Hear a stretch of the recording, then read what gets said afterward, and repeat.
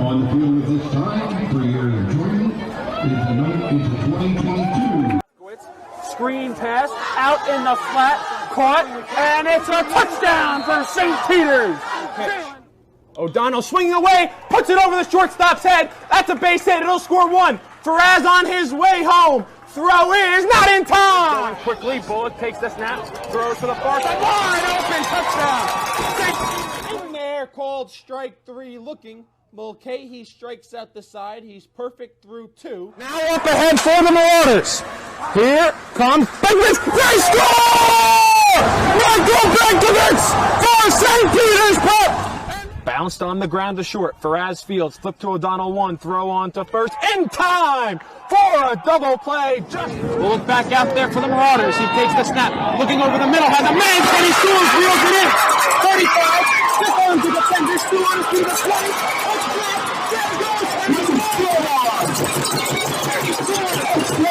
Once again, hit in the air to deep center field. Sicka moving on the back at the wall. It's gone! Ellis Reed with a 2-run blast. And the Marauders have a 6-0 lead. St. Peter's Prep has the best coverage for its student athletes. Why don't you? It's hard to get to everything we have going on here. I mean, this high school has so much. And now you're offering the ability to watch those events without having to travel there. My dad travels a lot, so he likes to watch the events. Like if I'm playing a volleyball game and he can't make it, he'll watch it and he loves it. I think it was homecoming. It was Friday night, and it was a punt return. And I returned it all the way back for a touchdown. And then, of course, I showed all my family members, and they really liked it. They liked to see what their family members can do. Golden Lions. I think this broadcast is essential because our team is global, and we got people all over the world going to watch the game. So without this, there's no way they can do that. These kids and these players feel loved. They feel important.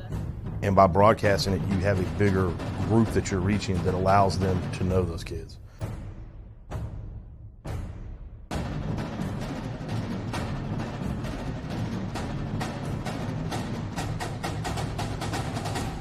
One of New Jersey's premier high school basketball teams gets their coverage from D1 Media Pro.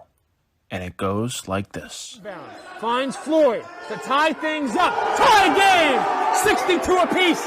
90 seconds. Floyd attacking and throws it down. Corey Floyd. A missed opportunity down low behind the back to Plano and one. Lawrence with Floyd to lob it up on a slam. Too low for Dunn. Wilcher to Floyd. Lays it in and one on the log. Thought about the three. Drives baseline. Oh, what a start for Corey Floyd. Here with Corey Floyd after a tough... Wilcher, three. Got it. Simeon Wilcher is fired up. And Simeon Wilcher all alone with the flush. Here with Simeon Wilcher. And a pass taken away by Marshall. And he'll throw it down. Tosses it ahead to Valencia. Serene driving and throws it down. He can't get around and a turnover. Corey Floyd has it. Step through, lay in, build the basket. Marcus Rody here with Roselle Catholic head coach Dave Boff. Dave, you're coming up. Now it's your time to join. The North Jersey Orthopedic and Sports Medicine Institute is the preferred practice for diagnosis and orthopedic treatment in New Jersey. From the moment you become a patient in our practice, our experienced team supports you until your full recovery with education, compassion, and understanding. Our focus includes sports injuries, as well as the treatment of a broad range of orthopedic complaints, from common tendon ailments and arthritic joint pain to traumatic injuries. Our facility offers an on-site physical therapy suite, in conjunction with specifically designed exercise programs, non-invasive and advanced healing technology. We can not only address the current injury, but also find the underlying cause, such as muscle weakness, imbalance, or improper form. We also offer non-surgical modalities, such as platelet-rich plasma injections, which can lead to an accelerated recovery. To To provide efficient and excellent care, personal interactions and individualized attention for each patient is important. We are committed to create a protocol that can eliminate similar injuries in the future.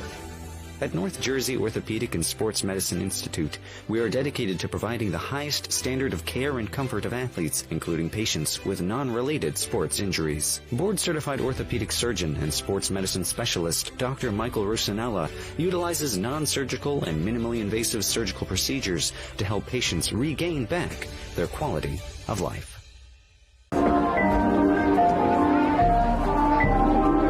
West Orange is 2-0 season as they now take it home to Suriano Stadium. They'll host undefeated PCTI. Stay tuned for preseason coverage right here on the NFHS Network.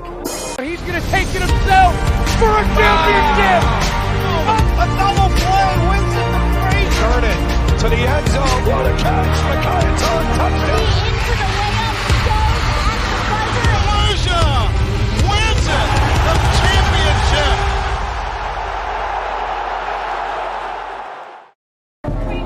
And a lovely evening, everybody, and welcome to Suriano Stadium. My name is Ryan Lowry. I'm joined with Jacob Gorin and Jordan Cooper today on the broadcast. We have a pair of undefeateds, two of the best public schools in the state of New Jersey, Passaic County Technical Institute and Valley School of Wayne, and the West Orange Mountaineers. It's a great competition. It's between Passaic County's PCTI and Essex County's West Orange Mountaineers. It's going to be a good one. I'm going to welcome Jacob Gorin into the broadcast with the keys to the game, starting off with Passaic County Technical Institute and Valley School. Thank you, Ryan. And really, for PCTI, a lot of their keys are really just subtractions for West Orange, one of which is the loss of starting quarterback Amir Stewart. He's been out all year thus far. However, backup quarterback Ali, he has been lights out thus far this season in the time he has gotten in their two games. 177 passing yards. Other big keys. Keep an eye on Sabor Kareem. Kareem has been a dynamite on offense. He leads them in receiving yards. 122 receiving yards. Absolutely incredible. He is, Ryan, deciding whether between Illinois and Duke, possibly some other schools in there, but Illinois and Duke definitely schools that he has gotten offers from. Those are two big athletic colleges. Absolutely. Sabor Kareem, no doubt about it, one of the best players on this roster. He's one of many with not only offers, but even commitments. We know West Orange has that Georgia Tech commit Gensley August. We'll get into him later on today, but he is going to be a key player for this game. Let's get into those West Orange keys to the game. First of all, Suriano's success. West Orange had some great games here at Suriano Field. They almost beat the North Jersey Group 5 state champions within East Orange. That was played right here. A phenomenal game. They played many other good games here. They had a big senior night win against Bloomfield. They're really comfortable here. This is their home. They like it to be known in a game where they're playing such even competition against the Passaic County Technical Institute and Valley School. It's really huge for them to call this their home field and use it for tonight's Friday Night Lights matchup. And force fourth downs. PCTI, in the last time we saw them and throughout the season, does not have a strong kicking game. They usually always go forward on two. So if West Orange can force those fourth downs, they're really going to put PCTI in a tough spot. Depending on where it is on the field, it could really be killer for PCTI and shift the game to completely new measures. So with that being said, Jacob, we're going to go to break. Stay tuned to the pregame show right here on the D1 Media Pro page on the NFHS Network, presented by New Jersey Orthopedic and Sports Medicine Institute of Clifton. The North Jersey Orthopedic and Sports Medicine Institute is the preferred practice for diagnosis and orthopedic treatment in New Jersey. From the moment you become a patient in our practice, our experienced team supports you until your full recovery with education, compassion, and understanding. Our focus includes sports injuries, as well as the treatment of a broad range of orthopedic complaints, from common tendon ailments and arthritic joint pain to traumatic injuries. Our facility offers an on-site physical therapy suite, in conjunction with specifically designed exercise programs, non-invasive and advanced healing technology. We can not only address the current injury, but also find the underlying cause, such as muscle weakness, imbalance, or improper form. We also offer non-surgical modalities, such as platelet-rich plasma injections, which can lead to an accelerated recovery. To provide efficient and excellent care, personal interactions and individualized attention for each patient is important. We are committed to create a protocol that can eliminate similar injuries in the future. At North Jersey Orthopedic and Sports Medicine Institute, we are dedicated to providing the highest standard of care and comfort of athletes, including patients with non-related sports injuries. Board-certified orthopedic surgeon and sports medicine specialist Dr. Michael Rusinella utilizes non-surgical and minimally invasive surgical procedures to help patients regain back their quality of life. Today's game is sponsored in part by New Jersey Orthopedics and Sports Medicine Institute down in Clifton, New Jersey. They are proud sponsors of D1 Media Pro, the New Jersey Orthopedic and Sports Medicine Institute. It's headed by Dr. Michael C. Rusinella, an affiliate of the Hudson Regional Hospital. Need your athlete to receive physical therapy or injury treatment? Call 973-340-1940. That's right, call 973-340-1940 if you have an athlete who needs physical therapy or injury treatment. Or you can head over to 1373 Broad Street, suite number 309. That's right, in Clifton, New Jersey. Thank you so much for joining us. With that being said, NJ Orthopedics sponsors our quarterback matchup for today. Jacob, let's start off with the visiting PCTI Bulldogs and Valley School. Well, we got Rayson Belton starting under center this evening for PCTI, Ryan. And he's done all right this year, 242 yards, in their 3 games thus far. A couple touchdowns, 3 interceptions. He's done decent on his feet, 8 rushing attempts for 42 yards. Really, the senior, Belton really just needs to settle in, let his team run the ball when need be, and really just come in clutch with that passing on 3rd and 4th downs. Right. I want to remind all the viewers, anything you've missed or you want to learn more about the quarterbacks, we'll have that for you on both teams' first offensive drives, which will be decided on the coin toss, which will also be recorded on our cameras as well. Today's broadcast is being sponsored by the NFHS Network, the National Federation of High School Sports. You can get a lot of New Jersey sports on it, and D1 Media Pro will bring you that as well. So here comes the PCTI Bulldogs. They have taken the field, Jacob, and now we're going to talk about the West Orange quarterback that their defense is going to go out against. You know, it's been a little messy. Amir Stewart was scheduled to do it, and then, of course, Kuban Ali is taking the helm. Yes, Ali. Stewart, obviously, that was a big blow. He was supposed to come in and be their starter for the year, but they're getting a bit of an early look at Ali. And you know what, Ryan? He's done all right. And like I said earlier, he's played a couple games this season as the Mountaineers are coming out in the field. 177 passing yards in those 2 games, a couple touchdowns. We saw both of those touchdowns, Ryan.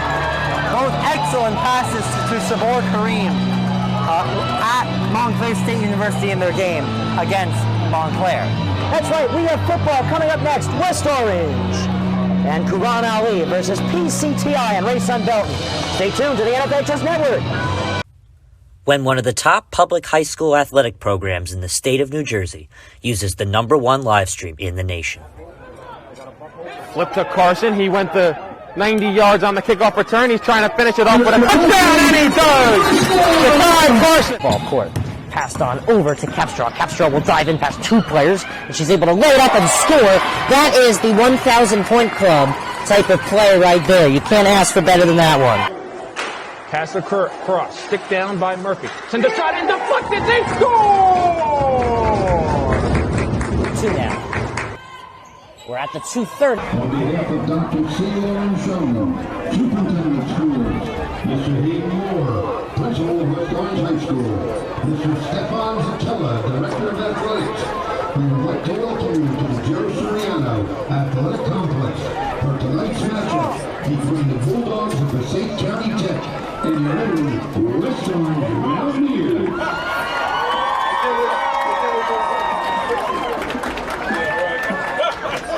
At this time, I would like you to remove your cap, stand at quiet attention. Presenting the colors by our amazing West Orange High School Air Force Junior ROTC Color Guard. Presenting the colors tonight are Commander Cadet Captain Kitsia Jordan, Cadet Major Ayodele George, Cadet Chief Master Sergeant Mia Castillo, and Cadet Major Breckner Baptiste.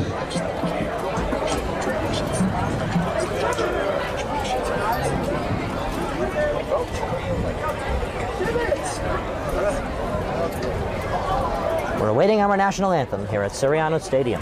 in West Orange, Essex County, New Jersey. PCTI and West Orange to conclude. NFHS Network presented. D1 Media Pro. Should be a good one, Ryan. Ryan Lowy, joined alongside Jacob Bourne on the broadcast today.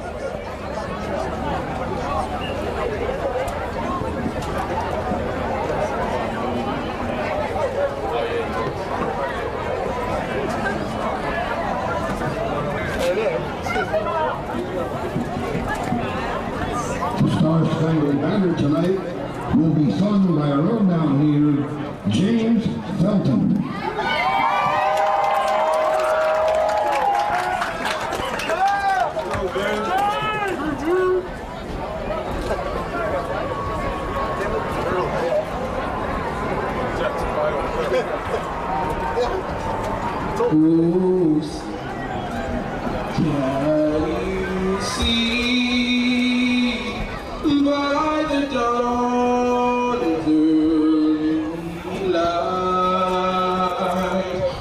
So proudly we hailed at the twilight's last gleam, whose broad stripes and bright stars through the perilous fight o'er the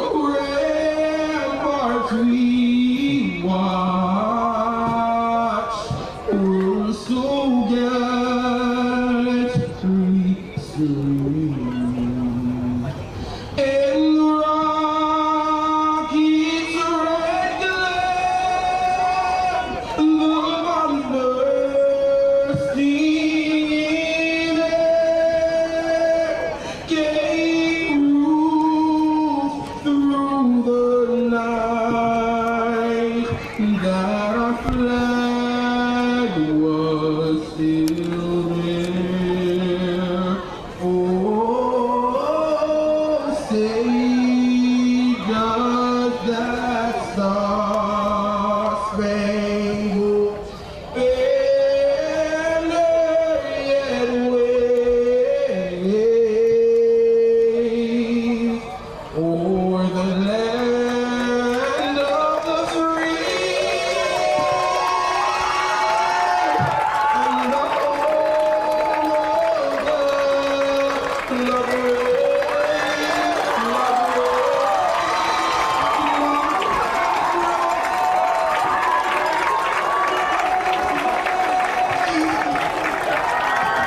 Wow, that was sung by McCovens August.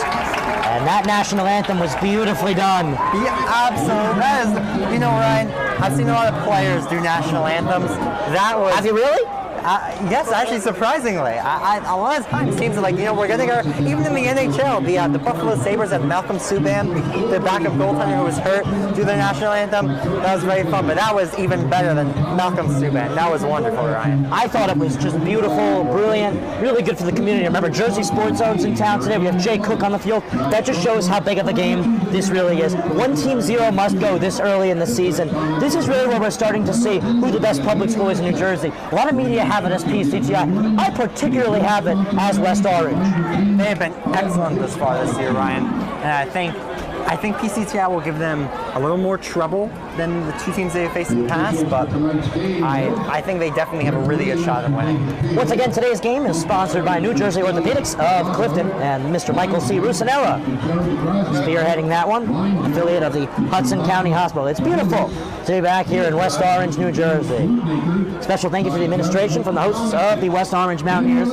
Head coach John O'Grant has assistant coaches Cyrus Hardman and Pete Cascarella. Assistant coaches Richard Forfa, William Keegan, Andrew Mazurek, Carmen Scuderi, and Anthony Shaw. The volunteer coaches are Kevin Cousins, Brian Green, Mark Haley, Abdul Hanks, Donald Massey, and Emmanuel Weaver. And the equipment manager is Joseph Anderson. The interim superintendent of schools is Dr. Warren C. Schoen. The principal is Mr. Hayden Moore. Representing athletics is Mr. Stephen Zakella. Full-time now. We're very happy. Team physician is Dr. Michael Kelly. The athletic trainers are Eugene Palatianos and Ashley Sevo, and the band director is Louis Kelly. So PCTI will receive as West Orange deferred the kickoff, Jacob. So we're going to get to see their offense first. Yeah, PCTI, they have really been a run-heavy offense as far this year. And their rushing leader has been Trushan Dye. 218 yards on 49 attempts in just 3 games, Ryan. That is excellent. I mean, Jacob, I can't stress enough not only how important this game is, but how important this is for the rest of the state of New Jersey in the public school bracket, because this is really going to decide who the best public school in the state of New Jersey is. A lot say it's PCTI, a lot say it's West Orange, especially in the North Jersey area. I have to go with West Orange after the struggles that both Clifton and East Orange have had lately. Both are very good teams, but I have to give it to West Orange, as well as Irvington, too. We're going to see them in action against Seton Hall, but I really, truly do believe that West Orange is the best public school in New Jersey. We shall see tonight. That's right, we're getting ready to go. Dye, just to emphasize it even more, 16 touches a night on average. That's just absolutely crazy. So here we go. PCTI is ready. West Orange is ready. Ooh, let's play football. It's a squib kick caught at about the 30-yard line. Here come the Mountaineers close side. There's an alley for Elisha Payne. He gets taken down at the 44. Solid starting yardage for Kuran Ali and the West Orange Mountaineers. What's that offense looking like tonight, Jacob, in game number 3? Well, they've had quite the successful year thus far, only 2 games. But in terms of their offense, we already talked about Ali. In terms of rushing, we got the power man, of course, Ja'Kai Williams. He's been a monster. 32 touches, 185 yards in their 2 games thus far. He's also averaging about 16 touches a night. Also, as well, Adonis White has really been getting more work than he has in the past. 114 yards. So that's your West Orange offensive preview. Jacob, you couldn't have done it any better. Great partner. Thank you. Thank you all for joining us today. Jordan Cooper doing an excellent job on camera. As always, Jordan the recording Cooper on camera is recording the game. Here's the snap. It's going to be Ali's screen throw. It's going to be caught by Sabor Kareem. And it looks like the Illinois Duke, deciding between the two, is able to gain about a yard. I mean, Kareem, he's another one. I didn't quite get to the wide receiver weapons for West Orange, but Kareem has just been excellent this year. 6 receptions for 122 yards and a couple touchdowns. So second down and 9 from roughly the 45. Here's the snap. They're going to hand it off to Williams. The power man cuts on in, and he's going to gain about 2. It looks like it's now going to be 3rd and 7-ish. So now we're really going to have to test Ali's arm, Jacob. Ryan, I would definitely look for Kareem. He has been West Orange, he's been Ali's favorite target thus far this year. Yeah, Kuran Ali, as we said, started last game. Pretty solid performance against the Bloomfield squad that never really put up much competition against West Orange in recent history in the first place. The game prior, he actually got injured, and West Orange was able to pull out a big victory against Pfeiffer, the dual sport athlete, and the Montclair Mounties at Montclair State University. How much fun that was, the Zone 6 Classic. Ali will throw, crossing down the middle, up and play is Jarvis Jones. Move those chains in style. That's what got him a commitment to a D1 school in UConn, Ryan. Absolutely tremendous grab there, the leaping catch. Jumping Jarvis. Wow, he was sky high. United Airlines has competition, folks.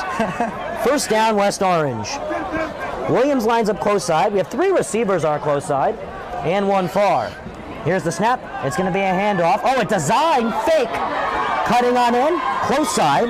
Not able to get too much yardage, just Kuran Ali. Quite tricky itself. Only a couple there on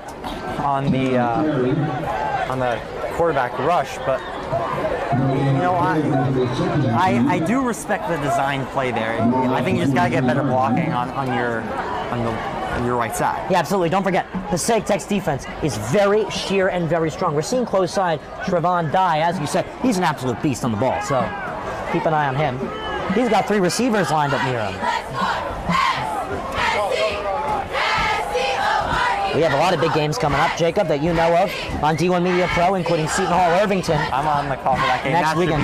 That should be just a fantastic game, Ryan. Yeah, both teams undefeated. Here's the handoff. Williams powers for a few. Looks like he's able to gain about maybe a yard you can give him. You know, Seton Hall going into that game, as of right now, undefeated. But tomorrow, they're going all the way down into Bergen County. They're taking on Bergen Catholic. Bergen Catholic hasn't lost a game in quite some time. So it's going to be quite tough to play the defending champs, the #1 team in New Jersey. Bergen Catholic, I mean, they're just fantastic in almost every sport. So. Yeah. Well, Steve Angeli, obviously the Notre Dame third-string quarterback, I'd say give him another year or two and he'll probably be starting for the Fighting Irish. They play all their games live on NBC. So that's pretty big for New Jersey high school sports. You can ask Jay Cook about it. And we have dirty laundry. You see anything? I believe it's going to be on the defense. So West Orange back. Now, Jacob, let me ask you. Obviously, we heard you, but your reaction when Travis Jones made that catch was, did he make that catch? That was just so impressive.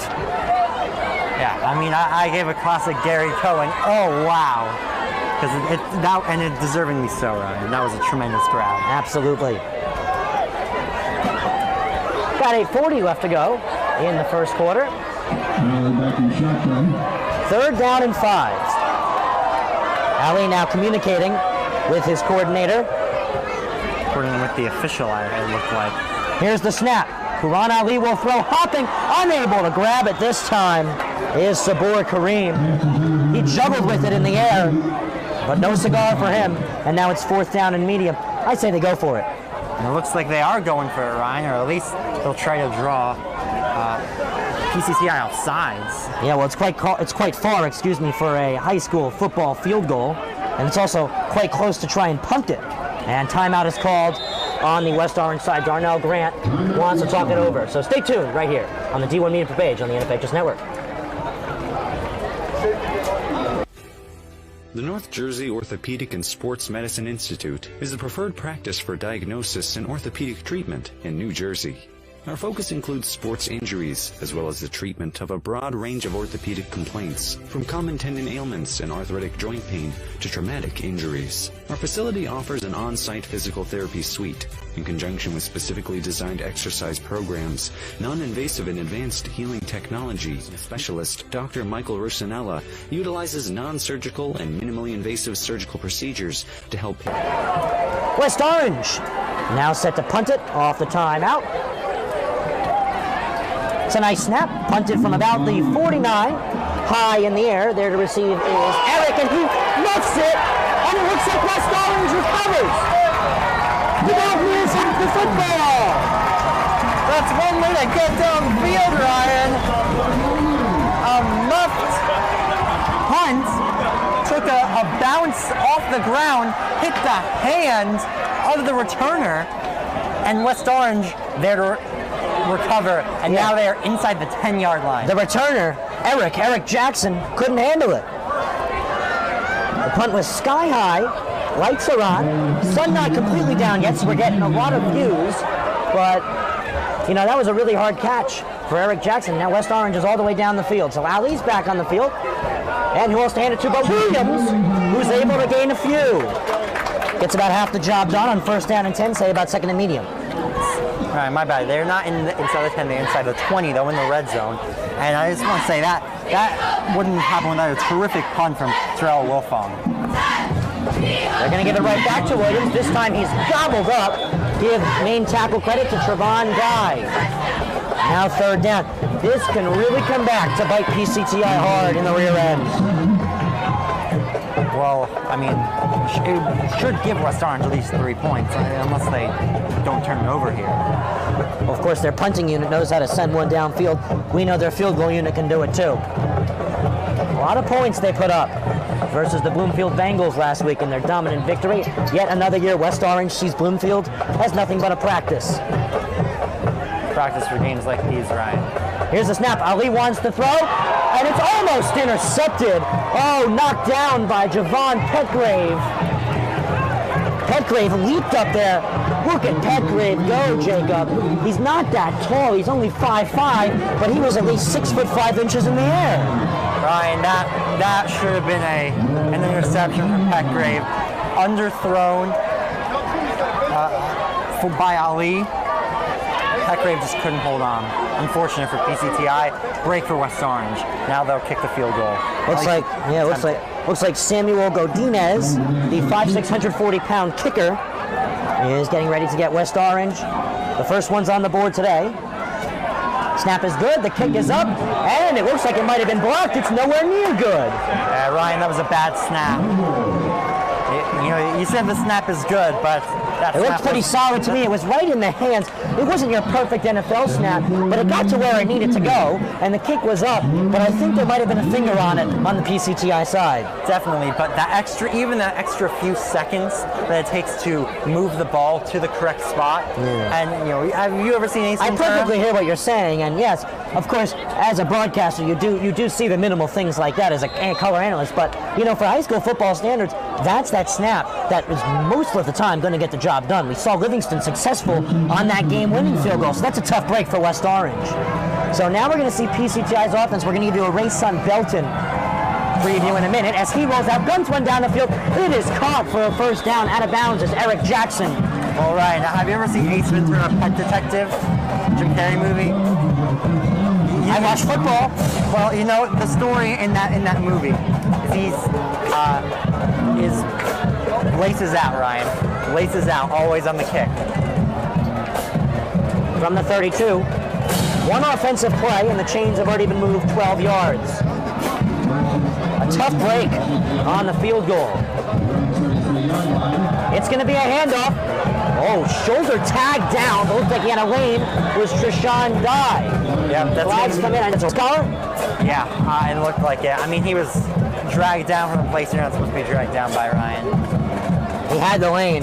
He probably could have gotten at least 15, 20 yards there. They're calling face mask, Ryan. Face mask looks like a scholar to me. But anyway, Jacob, give us a quick preview on Race on Belton. Well, we already talked about Belton. Let's talk about the rest of this offense. I'm going to talk about Dye in terms of receivers for this Passaic Tech offense. You know, obviously with Belton not passing as much, the highest receiver they got, Michael Kuritsis, 120 yards, 6 receptions. We also got Javon Tyrell. From the 49, Belton lines up in the back. Here's the snap. He's going to throw far side. It's going to be in and out of the hands of Tyrell. We'll take a quick wide receiver screen. Yeah, that was their number 2 wide receiver, Ryan Tyrell. 105 receiving yards on 9 catches. Couldn't call in his 10th right there. 2nd and 10 to go. Jacob, we're watching this on the NFHS Network, presented by D1 Media Pro, #1 live streaming service in the state of New Jersey. And actually, Jacob, it's great you're here with me because not only are you a very good Mountaineer specialist with football, but we got to preview some big games coming up next that you have the mic for, as well as I. Race on Belton, down the middle, incomplete. Intended receiver right there, Kuritsis. Jacob, tell us a little bit more about that Irvington Seton Hall prep game that we've already spoken about that we're so excited about. Well, those are 2 of the top teams in Essex County, Ryan, along with this West Orange Mountaineers team.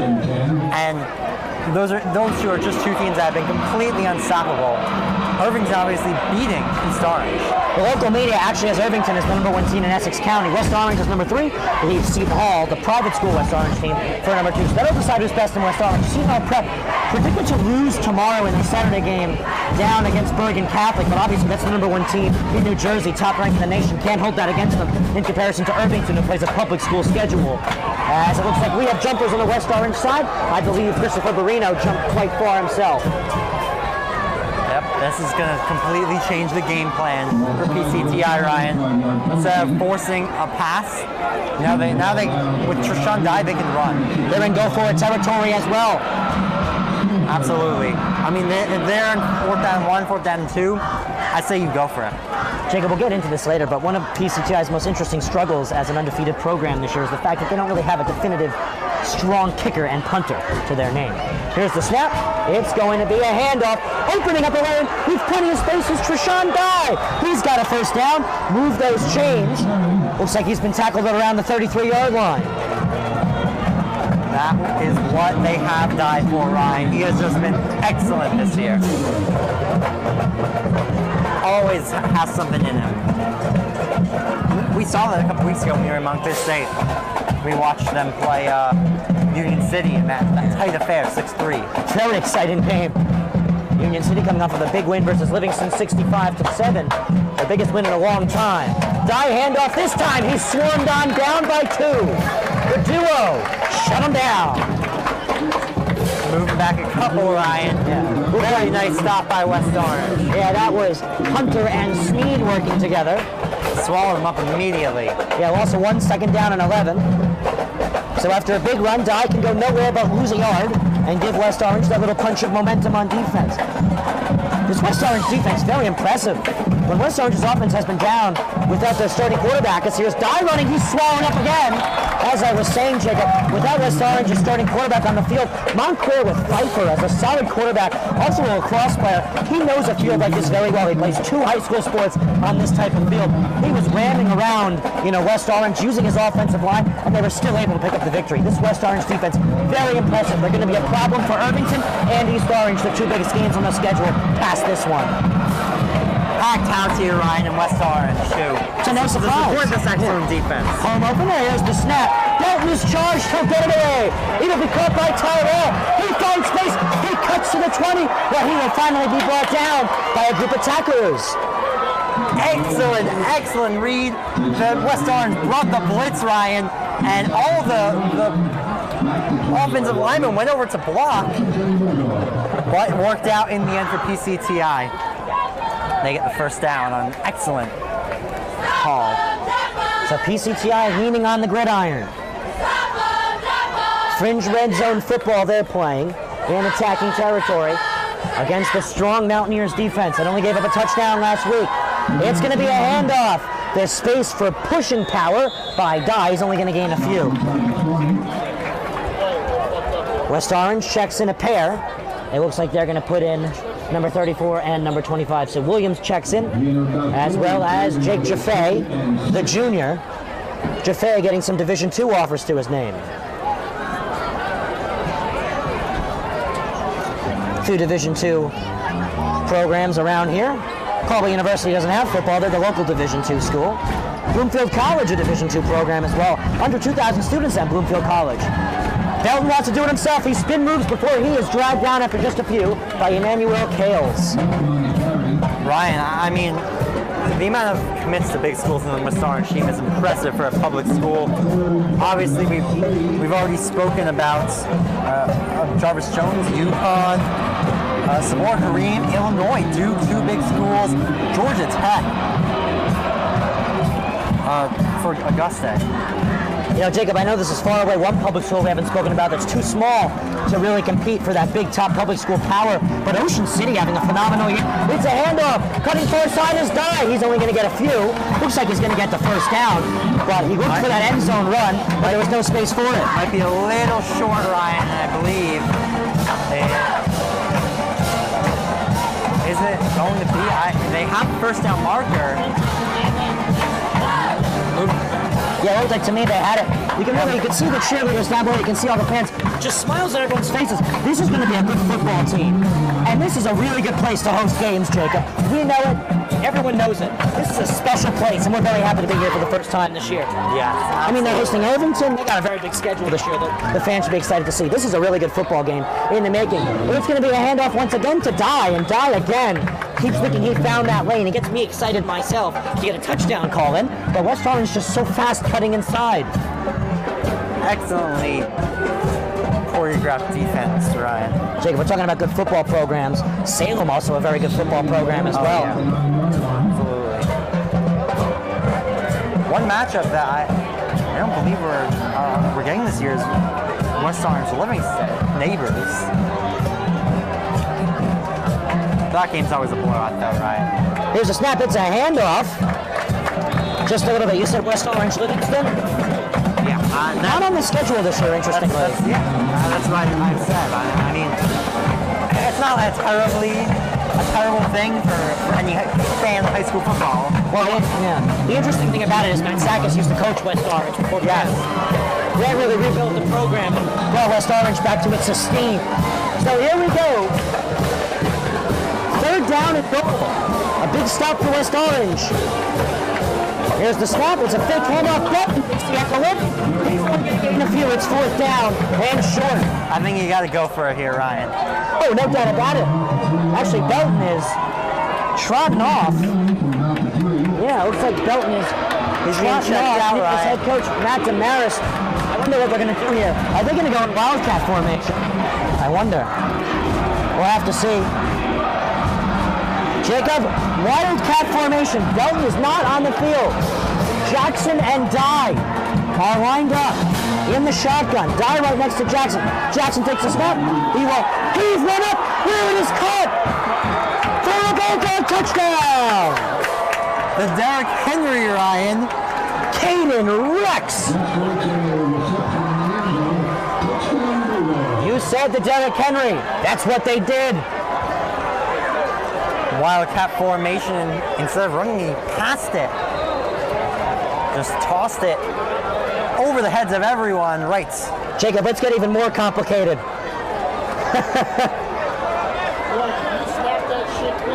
Extra point coming from Luca Aliano.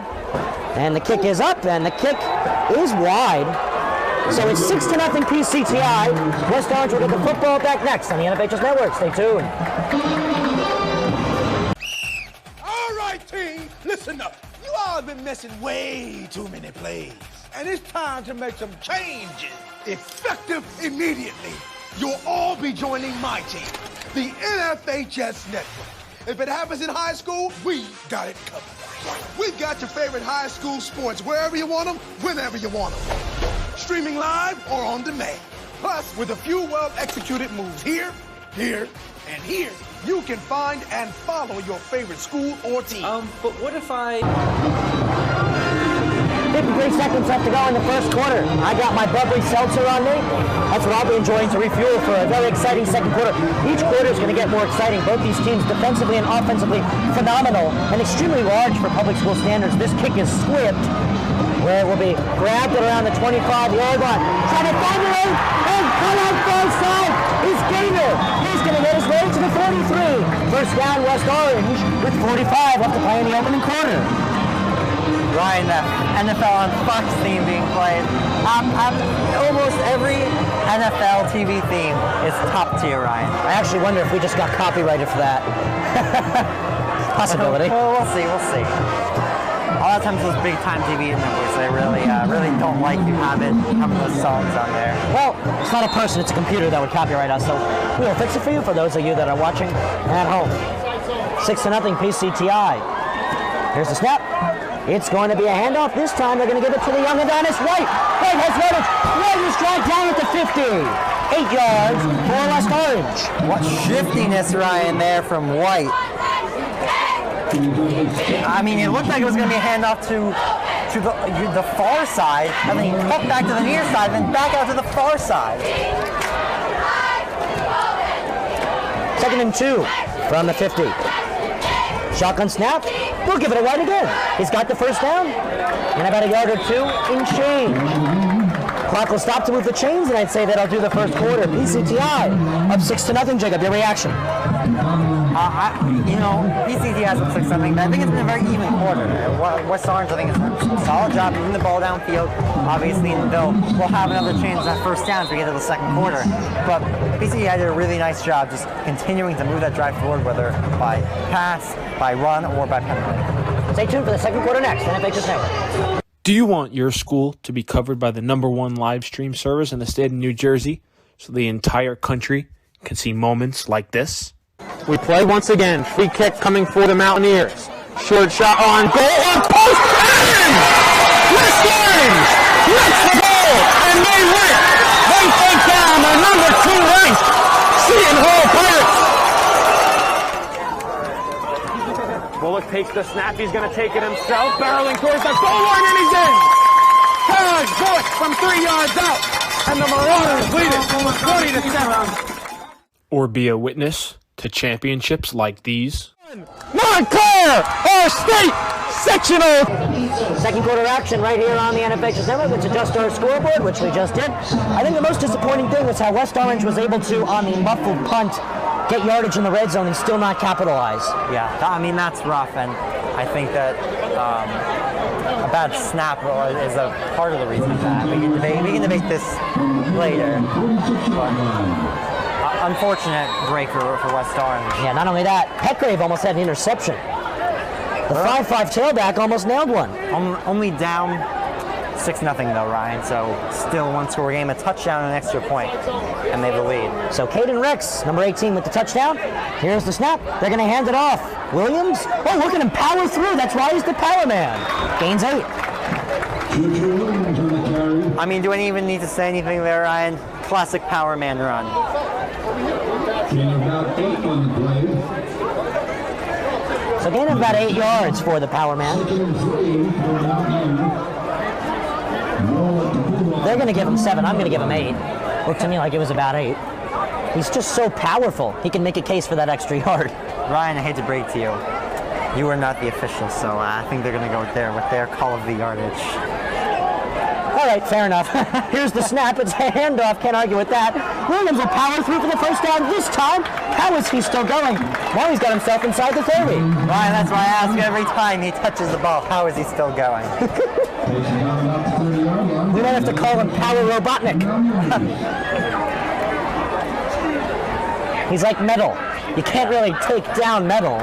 At least not that I know of. Well, I mean fire, but you know, it depends on the metal even still. You can't take it down, you can burn it, but it's really hard to burn somebody who's also that fast at the same time. He'll burn you. Good point, he will. First down and 10. Ali from the shotgun again. Quick throw, close side. It's going to be a wide receiver catch by Jones, and he'll gain a few. Nice little play there for 4 or 5 yards. Jones racking up those receptions, second of the day. Once again, this game is sponsored by the New Jersey Orthopedic and Sports Medicine Institute. New Jersey Ortho is headed by Dr. Michael C. Rusinella, an affiliate of the Hudson Regional Hospital. Need your athlete to receive physical therapy or injury treatment? Call 973-340-1940 and or head over to the address of 1373 Broad Street, suite number 309 in Clifton, New Jersey. That's right, Jacob. NJ. Orthopedics. Michael C. Rusinella. Here's the snap. It's going to be a quick throw. One hammered down. Jones stopped Kareem. I think Jones said, you have to make a decision. Illinois or Duke, whichever one, I'm coming for you. Illinois, big-time football school. A lot of big schools in that area. Chicago as well. College football's been really good so far this year, Ryan. I've loved college football this year. You see, a couple weeks ago, Notre Dame lost to a team that they paid over $1 million to come play them. What about the Aggies of Texas A&M? They dropped one too. Yes, exactly. Penn State, Georgia, Alabama almost lost to Texas. Almost lost, but they got the job done. Texas more reasonable of a program, of course. Here's a snap. Ali wants to throw. He guns one down the field, and it's almost caught by Kareem. A brilliantly run route, but I think Petgrave got in his eyesight. Petgrave is really sneaky, Jacob. Just out of reach there, Sabor Kareem, Ryan. That was almost a dime there, Ryan. Nice throw by Ali. Another one by Ali. You know, he's thrown some dimes to Kareem this era. You know, the other day I found some dimes on the floor, so I went up to our cameraman Jordan, the recording crew, and I said, "Jordan, call me a star quarterback because I'm throwing dimes," and I threw some dimes at him, some physical dimes. It would work. Get the joke? Ali doing a good job. You're taking over Stewart. Here's the snap, and this one looks to also be intended and incomplete to Kareem. He was challenged and thrown to the ground. Tackle made by Jimmy Rapp, a 6'1", 170 linebacker. So it looks like it'll now be a turnover on downs. Hand it to PCTI, Jacob. Yeah, I mean, blitz got him there, Ryan. Couldn't get the ball off. Ali. I think West Orange's biggest problem, they're running the ball down the field, then they're giving the ball to Ali. Ali's throwing solid footballs, but he's not throwing dimes to the point where PCTI knows who to cover and when. But West Orange is still getting away with it. Just not quite dimes. I mean, you could say he's throwing nickels. Yeah. Close enough to dimes, gets a solid throw. Again, that throw was a very nice throw to Kareem, just a little bit too much, and also in the eyesight was Petgrave. So it's a handoff, excuse me. Zone space, and opening up the field is Trishan Bay. He's all the way down to the 30, where he meets himself on down for a first down. He collided with Sabor Kareem. That's what makes Dye so dangerous, Ryan. When he breaks free, he has the power and the speed. And he found a lane and got his team all the way inside, deep inside offensive territory to the 30. or the 26-yard line. Yeah, and he was met down by Kareem. Kareem, I think, gave him the yips because he fell down and was gobbled up by the turf monster. So first down, PCTI trying to make it a dual possession lead fake, handoff, design, throw, incomplete, knocked down by Elijah Payne. Almost picked off by Payne there, Ryan. Payne looking to bring the pain. As a Commanders fan myself, we got Deron Payne on our defensive line, Ryan. When he gets a sack, he's bringing the pain. It's what this Payne was trying to do. How many times can I say pain in one sentence before it starts to hurt your ears? Here's the snap. Rayson Belton wants to take it himself. Collides with his own. Give tackle credit to Miles Seeley.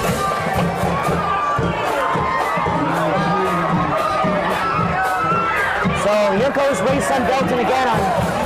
He will disappear from the football field momentarily. And now he'll charge on back. It's 3rd down and 10. I really liked the Wildcat formation. It was very clever. See if they can pull it off again. 3rd down and long, Ryan. Under 8 minutes now left to go in the second quarter of play. D1 Belton is out there, Ryan. Yeah, Rayson Belton is out there. He's actually swarmed by Kashmir Jones and Treshawn Dye. He takes the snap. He's going to throw it on over to Jones. Kashmir Jones is thrown out of bounds. Looks like he's about a yard short, yeah. You got to go for it, Ryan. Hold him down a yard. It's 4th down and short. 4th down and 1. When you got Treshawn Dye, leave 4th down. Yes, 4th down and 1. When you got Dye, maybe 4th down 2. When you got Dye, though, Ryan, absolutely you go for it, no question. I mean, he is just a power back in New Jersey public schools. 7:45 left to go, 4th and 1. Second quarter action here on the NFHS Network, presented by D1 Media Pro. Belton from the shotgun. Dye next to him, we have jumpers. Free first down, it looks like it was an encroachment. It's on the defense, encroachment. So PCTI gets its payday. Now we're going to free first down. First and goal, Ryan. Oh, no, sorry. First down in 18, or 13, my bad. So first down and 10. First down's on the 3-yard line. One receiver line up close side too far. Here's the snap. It's going to be a handoff to Dye. He's inside to about the 5. They're going to put him at the 7. Second down. Under 7:30 left to play in the second quarter. D1 Media Pro page, NFHS Network. You don't want to forget, to tune in tomorrow. I got a preview of a humongous girls and boys soccer game in the morning and the evening. Under the lights across the street. Lincoln Field, very exciting. Here's the snap. Treshawn Dye is handed off the football. He's met down at the 6 by the entire offensive line. 3rd down. 3rd and short though, Ryan. 6:55. You want to tune in tomorrow, 11 a.m. West Orange Boys Soccer, head coached by Doug Nevins, is taking on the West Essex Knights in an SEC American matchup. Then in the evening, out of conference, top 20 NJ.com soccer on the girls' side as the West Orange Mountaineers welcome number 4 in the Pep Soccer National Rankings and number 1 in New Jersey, Westfield Blue Devils. We'll have more on that in a minute, but 2 very big games. Here's the snap, handoff, Dye goes down. Kind of off the yard until it's 4th down. Decision time. Let's see, it looks like they're going to... Let's see if they go for it. Belton's discussing with his head coach. Yeah, Belton's with Matt Demarest at the moment. I think they're going to keep him in. Obviously, the extra point was missed. That raises a red flag. You have this good yardage. You're not really giving away that much if you give away the ball at the line of scrimmage. And I mean, you don't even need to... You need 4 yards. You don't need the end zone.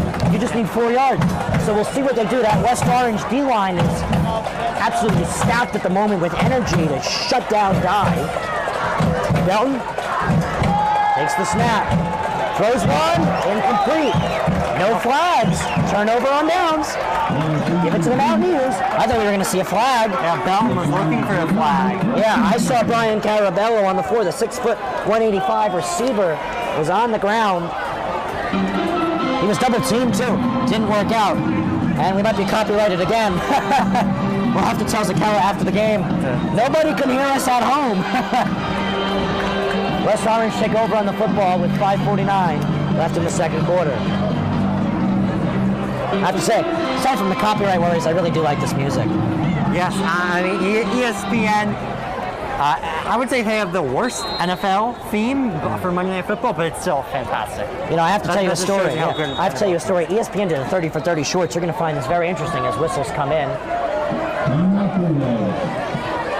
And there's a timeout called. It's going to be from PCTI, so both teams have burned a timeout. While we're at the timeout, I want to tell you the story. ESPN did a shorts for sports marketing on the Savannah Bananas of Savannah, Georgia, a college ball team. Yes, I've seen. Yeah, you've seen what they do. They do some very interesting things. I think if high school football did that, that would be pretty cool. Yes. Do you remember what they were talking about? They had elders in the community as cheerleaders. They had the players introduce themselves and choose their own music. Oh wait, our cameraman wants to say something. Oh, he doesn't want to say something, but he wants to make a point. And their baseball team, Ryan, they do dances before a pitch to confuse batters. I really like what they do there. I think that would be really cool to keep football fans engaged in between plays.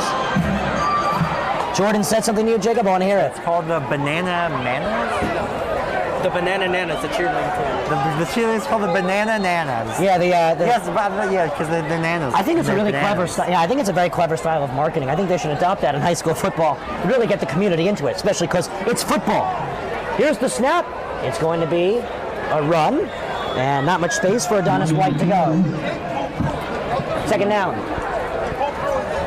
Less than 5:45 remaining, Ryan, in the second quarter. It's been a fairly fast-moving game. Yeah, 5:30. Obviously, in a game like this, the second half will probably slow down a little bit if I had to guess correctly. Second down. 5:20 left to play. 8 yards to go to reset the first down territory. PCTI brought a nice crowd. West Orange themselves as well. Absolutely pumped is everyone here at week 3 in West Orange to see their star football team, one of the best programs for public schools in New Jersey, to host their first game of the season. They're going to try and go 3-0. Here's a throw down the field, almost intercepted by Rosario. Way out of the reach of Jarvis Jones there, Ryan. It was a good effort. It was a good heave. That's really been West Orange's struggles. They've been running nice routes, but PCTI has obviously been using the footage. Oh, yeah, absolutely. I mean, Ali, he's proven he can air the ball out. His receivers just have been trouble getting open. Excellent defending by PCTI. Next week, the West Orange Mountaineers take on the Marauders of Mount Olive, not of St. Peter's Prep. They play St. Peter's Prep yearly. Stop doing that this year. Next week, they're visiting the Marauders of Mount Olive, deep in Morris County, near West Morris Central. So that's about a 45-minute drive from here as whistles come in. Timeout, West Orange. As, interestingly enough, West Orange has just burned 2 timeouts. They have 1 left. Interestingly enough, Mount Olive, a very solid football program, off to their worst start since, I believe, 2015. Yeah. 0-3. You mentioned St. Peter's Prep. I mean, smarter West Orange to get rid of that on their schedule. It's basically just a free win for as great as a public school team West Orange is. St. Peter's. It's Rich Hansen Domination Day. Yeah. Gets to see his team in regular season format against a solid public school program. He gets to assert to the state of New Jersey the difference between a good private school and a really good public school. Yes, absolutely. You know, I do think West Orange enjoyed it because it got them ready for a good regular season. Because when they played them the COVID year where they won their division, that was their only loss. Otherwise, they beat every team by at least a touchdown. Yeah. That really pumped them up. I wonder if they just played against another public school or just didn't play the game at all and just played 6 games in the regular season. I wonder if that would have changed the outset of the season, because that really got West Orange the big hits. You know, they got those out of the way. They were ready to go. I really think that's the thought for Coach Grant. I really think he thinks that it's helping build character early in the season. You think it's a tune-up game almost? Yeah, I mean... Like they know it's going to be doesn't count against them in the division. It still gives them power points because it's a non-public A school. Taking it himself is Ali. He runs out of bounds at around the 20-yard line. Moves the chains. Good third down conversion to first. Definitely. Ali saw, I'm not sure if that was Ali, though. It looked like it might have been... No, it was definitely Kuran Ali. It looked like it might have been a Wildcat formation, not sure. Nah, it was definitely Ali. Ali wears number 10 for the West Orange Mountaineers. I thought I saw a different number. I'm sorry, Ryan. You know, I think my eyes are deceiving me. Maybe I need to get new glasses. You know, I do really think a good competition that should really be played. West Orange versus Seton Hall Prep. Yes. Here's the snap. It's going to be a handoff. Decent amount of yardage available for White, as he was on the carry there. You know, Seton Hall Prep, about a 5-minute drive from here, then the next exit off at 280. Not even. You don't need to even take the highway. Yeah. If you don't want to take the highway, you don't have to. It's probably more inconvenient to get on the highway. I think there'll be a really good tune-up matchup for whoever loses that game, because that's just really even competition right there. Obviously, Seton Hall Prep favor. They're the private school, and they compete in a private school division, and they do quite well. But I think I think West Orange would see that differently. They'd see that as less of a beatdown and more of a local rivalry to begin with. That'll be an interesting game. Yeah, definitely. Here's the snap. Design throw is short to Sabur Kareem. Looked like they wanted to give him some action on his feet. Smart play by Kareem there to let that go, Ryan, to not catch that. Yeah, you're right. I think he could have caught that, but he would have just lost yardage. Also, Caden Rex was right on top of him, too. Yeah. Rex would have pounded him. Rex didn't even put a finger on him after that one. 3rd and 9. Under 4 minutes left to play. In the first half of play, West Orange down to 1 timeout. PCTI only burned 1. Means they have 2 left. Thank you for joining me, Jacob Gorn and Jordan Cooper on camera.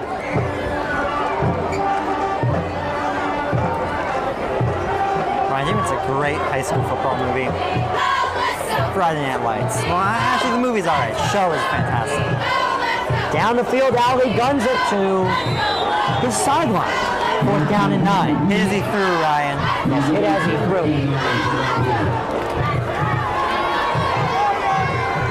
Ali got the starting job as injured in the Paramus Catholic scrimmage. A very exciting, evenly contested scrimmage that was. Stewart got injured. We saw Stewart last year get the football a few times. He was pretty impressive. Yeah. He was actually in the running. West Orange took a long time to decide their quarterback. He was in the running to get that starting spot. So the Mountaineers will punt away. Terrell Wilfong receives the snap, punts one up. It's a very nice high school punt. Catching it on the run, not calling it for a catch. It's Jackson. He leaves by 1, and he gives up at his 47. I mean, he really caught that one on a swivel and weaved around and avoided that hard hit and a potential loss of yardage because momentum was pulling him backwards voluntarily. He was turning as he caught that, it almost looked like, but it helped him in the long run get those extra few yards back almost to the 50-yard line. Fantastic starting field position for the Bulldogs. So, Jacob, talking about West Orange's schedule, you know, we're talking very broad this first half of football. I'm really excited for them to play Irvington. You know, East Orange has felt a little bit of a dip. You know, they started off the season 0-2, tough loss to Clifton, then they lost the game in overtime. So, you know, they're really feeling their spirits dripped. You know, West Orange, even again in a loss today, they're playing a really good team. They've had some big wins. They're playing a struggling Mount Olive squad next week. They're going to be ready for that East Orange game the following week. So that should be exciting. But, you know, Irvington, it's going to be a really good competition. Sale for the best public school in the area, as there is a short gain on the throw to Tommy Celentano. NFL and college football in full swing as well. Week 2 NFL football this week. What's your matchup? Oh, I mean, every week there's so many great games. Fantastic game last night, Ryan. We watched any of the first ever Thursday Night Football on Prime Video game, Chargers Chiefs. Just like us, we're digital, they're digital. Yes. 2nd and 4. Throws to the wide receiver out wide, still up. And close for a first down is Brian Caraballo, pardon me. Solid yardage gain. As we Ryan, I want to highlight some great games in the NFL. We want to watch 1 p.m. Dolphins-Ravens should be a very good game. Bucs-Saints at 1 p.m. also. Honestly, not a ton of fantastic games. You got Cowboys, Bengals, all right game though. Dak Prescott. Here's the snap. It's going to be a design quarterback sneak, and able to pick up the first down is Dye. I don't know if you saw this, Ryan. Dak Prescott got hurt at the end of the Cowboys' first game of the season against the Bucs on Sunday Night Football. You know me, Jacob. I like my high school and college football. Not so much a huge NFL fan. I follow it for not only for my own pleasure, but for my notes of former players I've called games for, and potential players who could make it there. But, on the high school front, PCTI is trying to double their lead, put another 6 on the board, maybe go for 2, make it 14-0. One last thing in the NFL, special event for the first time. Here's the snap, and taking it himself once again is Dye. He reaches for that extra yard or 2, called down at the 36. Monday Night Football is having a double header for the first time. Titans-Bills at 7:15, Vikings-Eagles, which should be a great game at 8:30. Really? They're playing the Vikings that late? In Philly also. You said a 7:15 and 8:30 kickoff? Yes. 2 games playing at the same time for a night encore. Interesting. Where are both of those games being found? Monday night, so I'm assuming ESPN and ESPN2. Interesting. Here's the snap. It's going to be a handoff to Dye. Able to gain the first down. Belton hasn't been out there taking the snaps. Wondering where Ray's son Belton is. We hope he's all right. There he goes. Right back on the field he is to the huddle. 1st and 10. Minute 27 seconds left to go. I do have to say, the pace of this game, they're starting to play small ball and running the ball more. Here's snap. Ray's son Belton now wants to throw. He chugs one down the field. It is caught. And picking up solid yardage before being hammered down is Caden Rex. What a grab, one-handed, Ryan. Rex with solid yardage, a hard hit he endured. Less than 1 minute remaining, Ryan, in the second quarter, first half. It's been a good one. Remember, PCTI, one of the, I guess you can say, not most talented kicking units for a team of their level. So they're probably looking to throw the football and, maybe even last second heave down the field. Is even better option than trying to kick a field goal last second. Handoff Dye. Gains about a yard. And a immediate timeout called by the Technical Institute and Vocational School. Stay tuned, NFHS Network.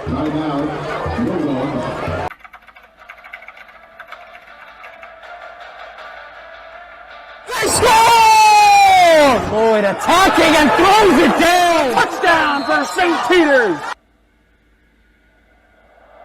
I'm here with Darren Lewis. With Simeon Wilcher. Here with Precious Achua. About doing overtime.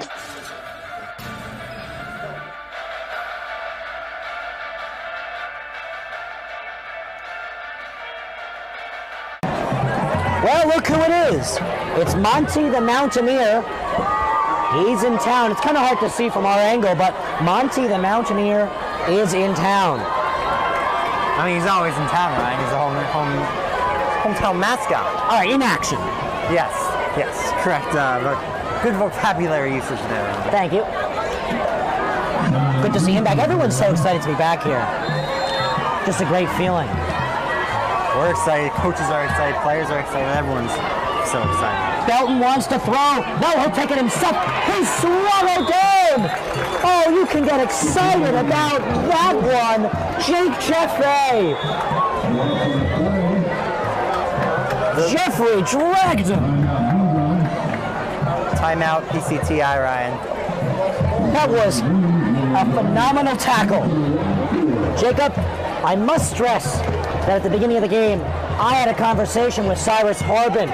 Cyrus Harbin said Jaffe has really been stepping up this year. That was a huge tackle. It's now 4th down and 4. West Orange, I believe they're getting the ball in the second half to start it off. Indeed they are, because they deferred the coin toss. Jaffe might have just handed them a dime. Yeah. Let's see if Ali can deliver it. He could have. Odds are there, Ryan, with 21 seconds remaining. He saved even more points on the board. We'll have to see, though, as offense looks like. Will they come back out here for 4th down? Yes. Belton stays out there for 4th down and medium. Wow, Jeffrey's tackle could do it all. 21 seconds left to play. 4th down and 4. Belton rolls on out far side. He now looks to throw. Guns one down the field. It's caught. Cutting in. Taking down at about the 12-yard line is Hovan Terrell. First down, but they have to hurry up, Ryan. No timeouts, and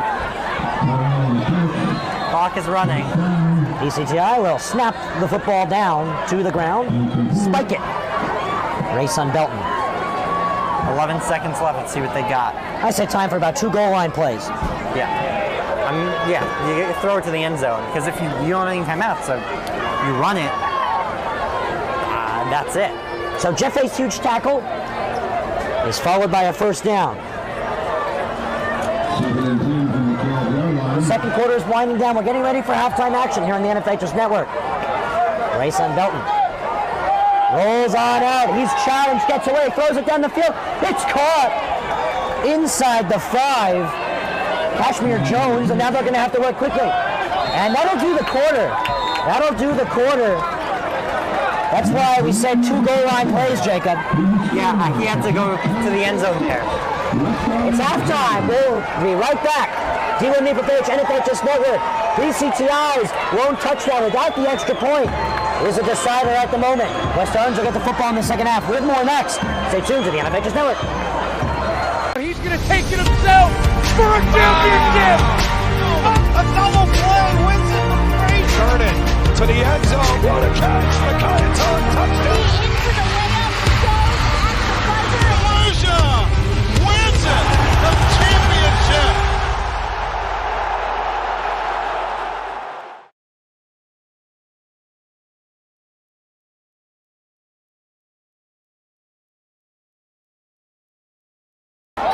It's Friday Night Lights, and it's the home opener for the Mountaineers. This place is rumbling and ready to go. Electrifying home crowd tonight, Ryan. Only way to describe it. Here we go. West Orange will kick off, and PCTI will receive. The arms are swinging. And the action is back. Return at about the 5. Pickler opens up the field. Here he goes. He's to the 45. Excellent return. Excellent returns all night from PCTI. That one no different from Petgrave. He was this close to taking it to the house, Ryan. So, of course, Jacob, we have to laugh a little bit. We had some technical difficulties during the half. As always. Yes, but we're back. No worries. We took care of it. It's time for third quarter football here on the NFHS Network. Ryan Lowry, Jacob Gore, Jordan Cooper. This game is also being recorded. Anything you missed, you can catch it. So here we go. 11:51. The snap. It's going to be a handoff. Dye opens up the field. He gets about 9. The yard short of the first down. Dragged down just short of the first down. Another excellent run by Dye. He's been moving and grooving all night, Ryan. So 11:30 here in the third quarter. Second down and 1, 6-0. PCTI. Our StatCast has Treshawn Dye with a 60-yard run in the second quarter, but the touchdown was by Rex. As looks like that's enough to gain a first down. So it was Dye's run, but the Wildcat formation was what killed it. Yes. Really creative play by PCTI to get a touchdown. Defense shouldn't get started here at West Orange. Jacob, I'm shaking. I don't know about you. A concern for safety. Here's the snap. The work out wide. Pass is caught. Stumbling. Nowhere to go for Oban Tyrell. Ryan, one thing I always like to bring up for West Orange is even when they're not the winner of the game, they're always the winner of the uniform matchup. West Orange football has some of the nicest uniforms, home and away, that I have seen in the state of New Jersey, and we've been to tons of football games and watched tons of football teams. Yeah, I agree. We really have seen the best of the best from West Orange. I really do like their uniform coloring, Jacob. You're absolutely right. It's phenomenal. And the chrome helmets, and you think great when they're playing at night, like they are right now. That's one way to put it. Here's the snap. It's going to be a handoff to Dye. Dye's got a first down before he's wiggled down. He was chased down brilliantly by Miles Sneed. First and 10 from the 35-yard line. First and 10. For the Bulldogs. Another great run there from Dye, Ryan. He has been practically unstoppable tonight. West Orange defense just can't find a way to drag him down most of the time. 9:45, second down and 8. Here's the snap. West Orange blitzes, thrown down the field. It's caught and stripped away. They're going to say it was a fumble. It was picked up by Miles Sneed. Mountaineer football. Now, the one thing that can be argued here for PCTI was possession held on long enough for a catch? I would say definitely yes. But here's the question. Obviously, as shown, you can't really argue it because it's high school football. Turnover. In high school football, you got to play what the officials say. You can make your case. This was one time out of 20, you might change the call. That's one time out of 20. If this was college or the NFL, one of the coaches might be able to say, was that a football play? Did he take enough steps after catching the football? I think Kashmir Jones dropped it. I think he did too. I think it's flat simple. I think Kashmir Jones dropped the football. He definitely dropped it, but the debate would be, no, I mean like legally drop the football while in possession. Yes. I agree with the call. I agree. Yes, I agree too. I agree as well. It is something you can question though, of course. Thrown down the field and caught by Jones far side. Game flag. Flags down, Jacob. Good call. Jacob, we're shaking up here. I'm getting a little concerned for my safety. So much fanfare here, Ryan. We got the food trucks everywhere, all around the fields. Offensive penalty. My apologies. It was a holding. Wasn't thrown down the field. Was thrown far side to the field. Now moving back. We're sorry if you were unable to catch the halftime festivities, but we have the game for you. We're happy to produce it for you here on the NFH Network, presented by D1 Media Pro. Ryan Lowry and Jacob Gorin, the best in the business, which is West Orange football and high school football, and D1 Media Pro on the NFHS Network. 9:05 left to go. Here in the third quarter, handoff. Gain of a few on first down and 16. Say they gained about maybe 3 yards. Ryan, both of us got a big soccer game tomorrow night. I am jumping out of my shoes. Westfield's coming to town. Huge girls soccer game tomorrow night. Prep Soccer has them as number 4 in the nation, Jacob. They're taking on a very strong West Orange team spearheaded by a recently committed soccer player. They're going to be pretty good. It's going to be a fun game. I mean, West Orange has it covered. Hannah Amiel, a beast in net. Jaden Schultz, star player. On the catch, taken down quickly is Sabur Kareem. Maybe gains a yard. Kareem slow to get up. That was a hard hit, Jacob. Yeah, and you know, Kareem hasn't been targeted as much in this game, Ryan, and I think it's because PCTI has really done a great job just covering him and making sure that he can't get anything going for West Orange, because when Sabur Kareem is going, has his groove on, then there's nothing to do. Oh, there's no stopping him.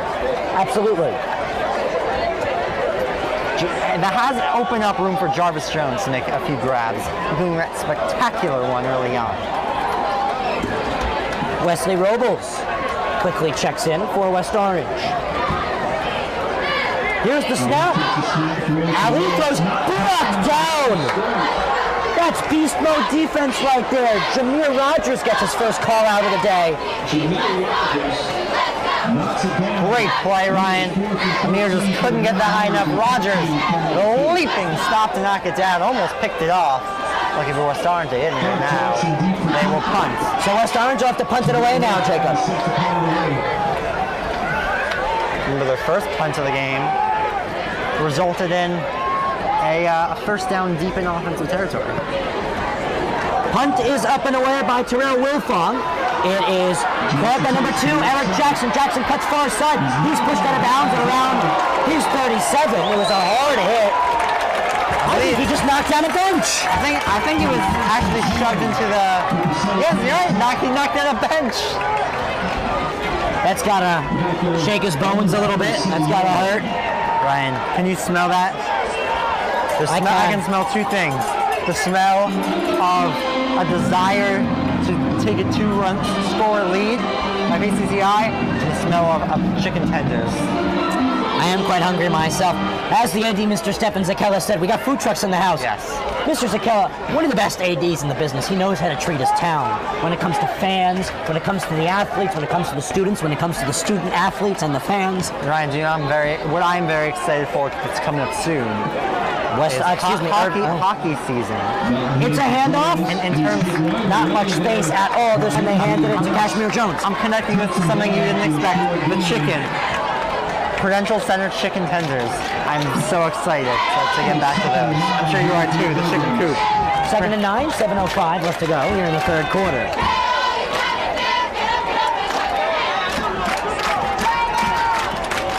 From the 37.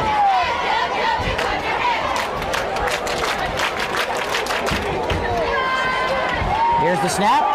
From the shotgun, it's a quick throw on over to Jones. Jones dragged out of bounds. Flags come out. What do we say? Necessary roughness from the sideline? Looks like it. He was maybe a face mask. Looks like he could have been dragged out by his face. Yeah, it's gonna be face mask.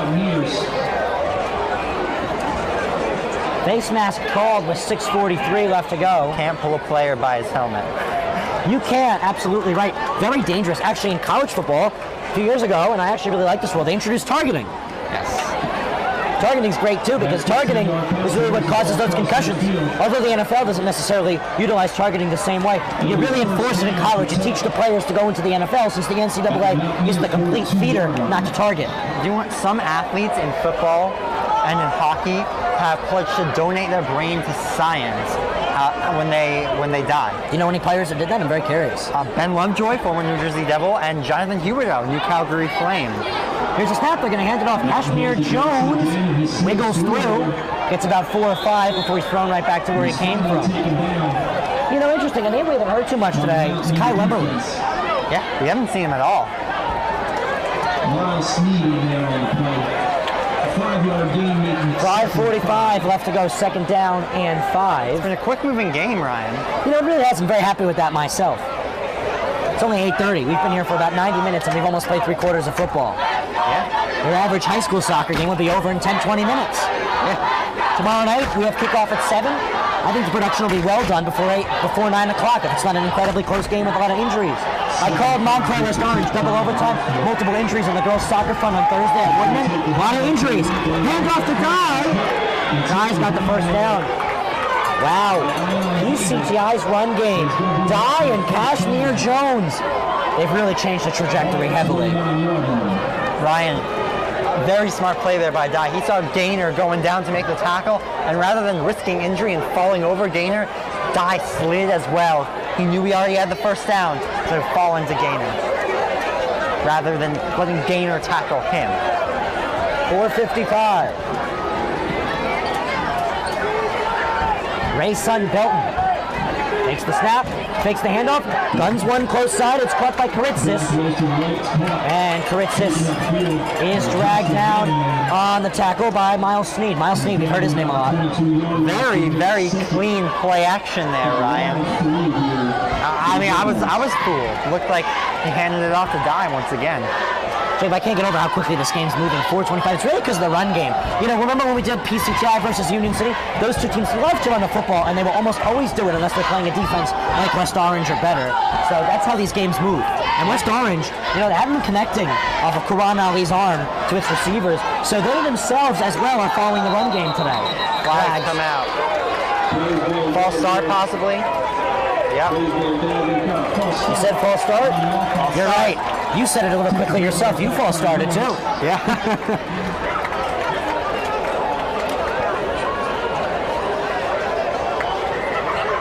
Moving back 5. So second down and 8 now, right?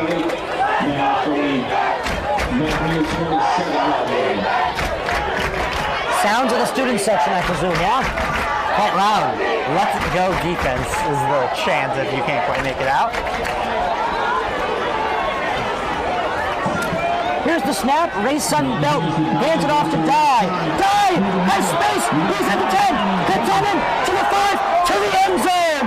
Touchdown! Excellent maneuvering.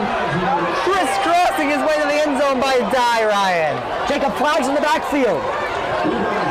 Offensive foul. Bring it back. You know, I am still going to hold my statement, Ryan. Excellent play by Dye. Unfortunately, it resulted in a touchdown. Wow. That was impressive. He had 4 Mountaineers in front of him, Jacob. It's moving him back far, Ryan. Wow, what a play.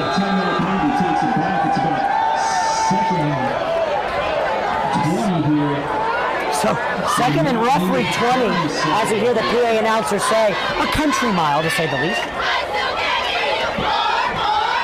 Wow, Jacob, that student section below us. They're making this place unsafe. Grayson Belton throws the ball close side. Oh! Is that a forward pass?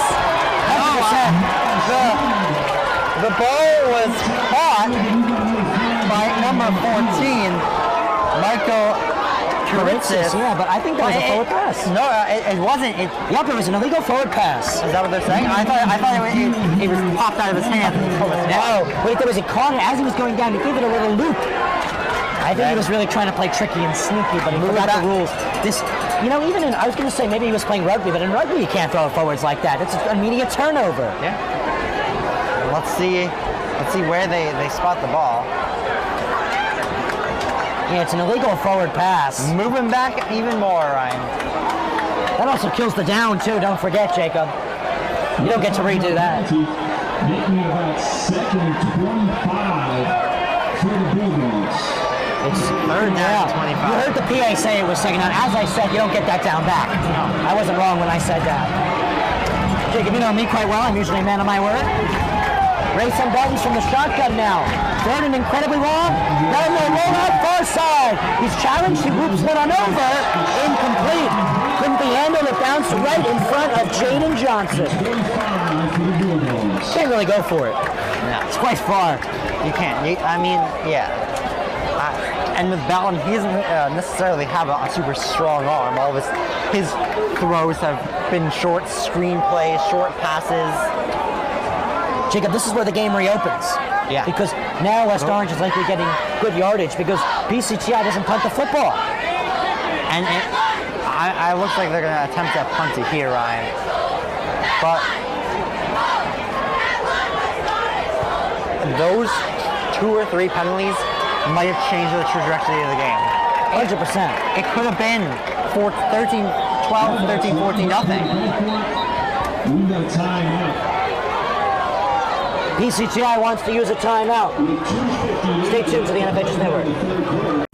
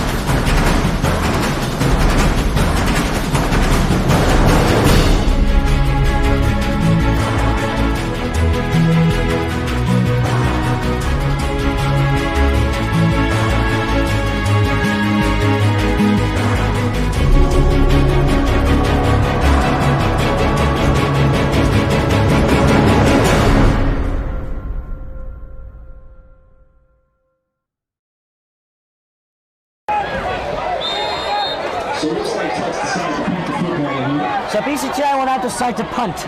Let's see if it's a fake punt, Ryan. Actually, blasted. Well, they're not lined up for one, Jacob, but we'll see. This is a rarity. They're letting it out.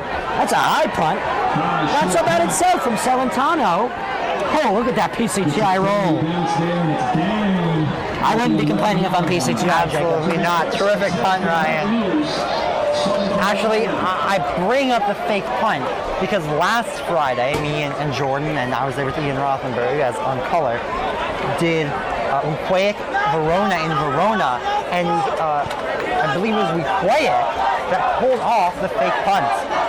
Really? Yes. Really? Wow. I'd never seen that before in a high school game. That's impressive. Fake punts are quite hard to do. You see them a lot in college, not so much in the NFL.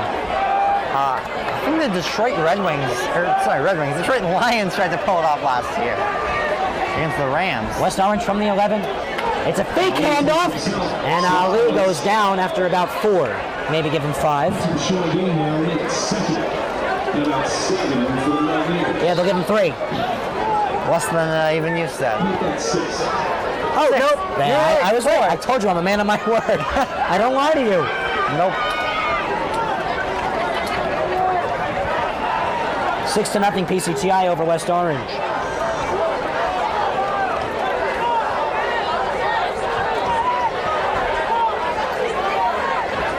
Second and 7. A clock is still running, Jacob, here in the third quarter. We still have a running clock. Here's the snap. Ali throws. Perfect spiral. Caught by Jones. Jones can only gain a few. He's going to be about a yard short. Or maybe 2 with a first down. Third down and very minimal. It's going to make it third. It's third and about 1. Yep, so they're going to say 3rd and 1. Let's see what this West Orange offense can do in third down situation like this. You know what? PCTI, I brought this up before. He's done a very good job locking down Sabor Kareem. Ja'Kai Williams out there, power man. Let's see if he can just power his way through. Here's the snap. It's a handoff. The power man's got the first down. The power man keeps going. It took not 1, not 2, but 3 of them to drag him down. As usual. He's the unstoppable. First down, move the chains. They're calling him Choo-Choo Williams here. Chugging along like a train, Ryan. Every nickname will do it for him. He's just so good in every sense. 70 seconds left to play here in the third quarter. 6-0. PCTI thought they had a 12-0 lead. Didn't work out for him on the flag. The power man at the line of scrimmage gets dragged down. There might have been a horse collar there or another. Yeah, they might have grabbed the face mask as well. Let's see. A little shooken up for PCTI. On West Orange, holding. Oh, so West Orange is holding, but Jaden Capers for PCTI. A little shooken. Trot on off. It looks to be all right, but... Exactly a minute to go in the third quarter here, Ryan. Quick moving game. Yeah, 6-0. That's right, only 6-0. PCTI thought they had a touchdown. Didn't work out for them. Seen a lot of really low-scoring games this year, Ryan. Specifically on PCTI's front. Yeah. This is their second incredibly low-scoring game. This is lower scoring than the game that we called of them versus Union City. Quick throw. Out of bounds is Hunter. Gain of a few. 47 seconds left to play.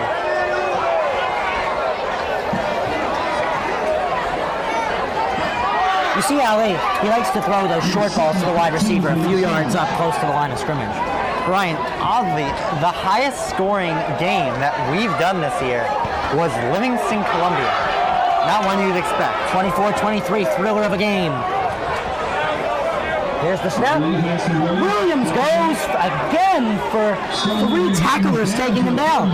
It has to be 3. That's what I said. As I said earlier, as usual. Third down and 7. Under 30 seconds left to go. Impressive considering that we're first and 20, Ryan. The cheerleaders are having a lot of fun down there. We're trying out every trick in the book. We wish we could show it to you, but we just don't have dual camera productions yet on the NFHS network. Ali wants to throw. He works close side. He has a man, Sabor Kareem. Ball comes out. He dropped it, Ryan. It's incomplete. Pass might have been a little low. Yeah, it's incomplete. He had the man, but it was incomplete.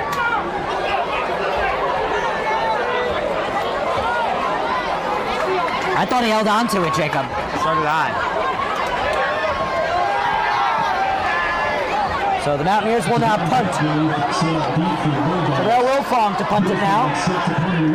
And PCTI this time is presenting Javon Petgrave to receive the punt. They've been switching between Petgrave and Eric Jackson.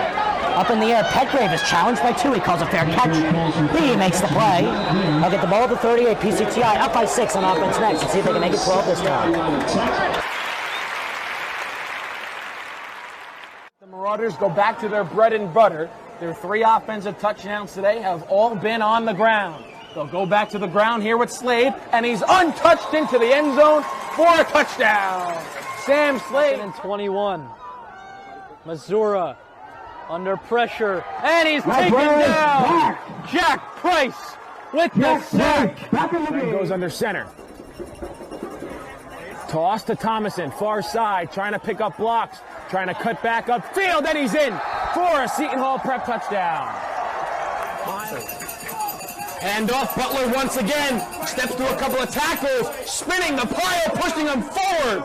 Is he in? No signal, yes he is, touchdown. Salters will take the snap, looking to throw deep, he's got a man, wide open, it's caught. Justin Mays, a foot. Jacob, PCTI has the football back. As we are in the second or fourth quarter of action here now, Ryan, touchdown for them would be big. So the fourth quarter begins with a jet sweep to Jones. Jones, nowhere to go. He's finally swarmed down. The tackle was completed by August. Excellent, excellent read by West Orange, not letting Jones go anywhere, pushing him back. 3 yards, second down 13. So a 3-yard loss, that's really big. Second down and 13. Jacob, this game is going down to the wire. We're feeling that vibe right now. Even if PCTI puts a touchdown on, once West Orange's offense clicks, there's no stopping them. Well, they haven't quite clicked yet, Ryan, so we'll have to see. Little Wildcat formation once again. Passes low. And it was incomplete. So Macau Taylor was the lineup quarterback there. And Celentano was the intended receiver. I think you should be happy that that wasn't a catch, because knees down, nobody has to touch him in high school football. That would have not worked out for them. That was unfortunate over PCTI, but very fortunate for Lowe. Yeah. It's third down and very long. 3rd and 13. They don't have a quarterback who can exactly zip the ball downfield either. No, they have no Xander Zipsey anymore, Jacob. We remember Xander Lipsey, great year last year. Here's the snap. Hammered down to the ground. Taylor had nowhere to go. Jarvis Jones, Ryan. Jones demolished him. And they'll get the ball back. Plenty of time to go. They need a touchdown. That was huge. Now it's 4th down and incredible. 4th and 20.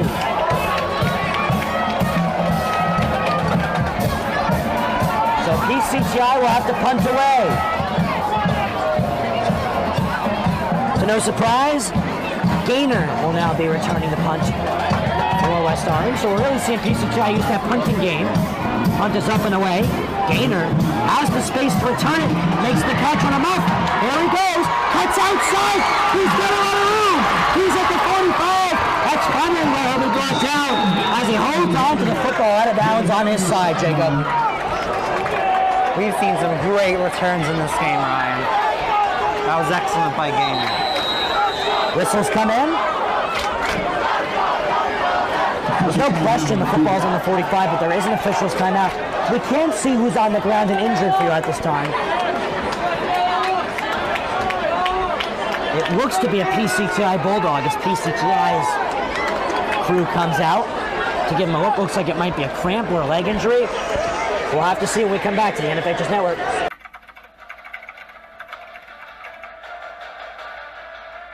They score! Lloyd attacking and throws it down! Touchdown for St. Peter's!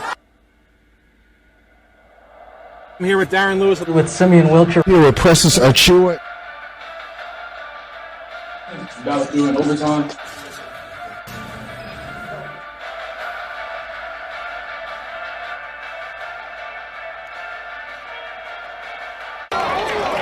welcome back to West Orange is being carried off the field right now as I remember, I can't tell if that's 18 or 19, Ryan, for PCTI. But your injury report is brought to you by Dr. Michael C. Russinello and the NJ Orthopedics and Sports Medicine today. The game is sponsored by New Jersey Orthopedics and Sports Medicine Institution. New Jersey Ortho is headed by, like I said, Dr. Michael C. Russinello, an affiliate of the Hudson Regional Hospital. Need your athletes to receive physical therapy or injury treatment? Call 973-340-1940. Again, 973-340-1940. And or head to the address 1373 Broad Street. Apartment number 309 in Clifton, New Jersey. I mean, Jacob, it's 8:46 p.m. It's a handoff. Oh! Adonis White went retro mode in the air. Thank you, Jacob, for our sponsorship. Flipped around, Ryan. Yeah, as I was saying, Jacob, 8:46 p.m. Do you think I'll make my 9:30 bedtime? I'm only kidding. I'm in high school. It's Friday night. 3 a.m. for me. Here's the snap. Adonis White will take it again. This time he's brought down a little bit more civilly.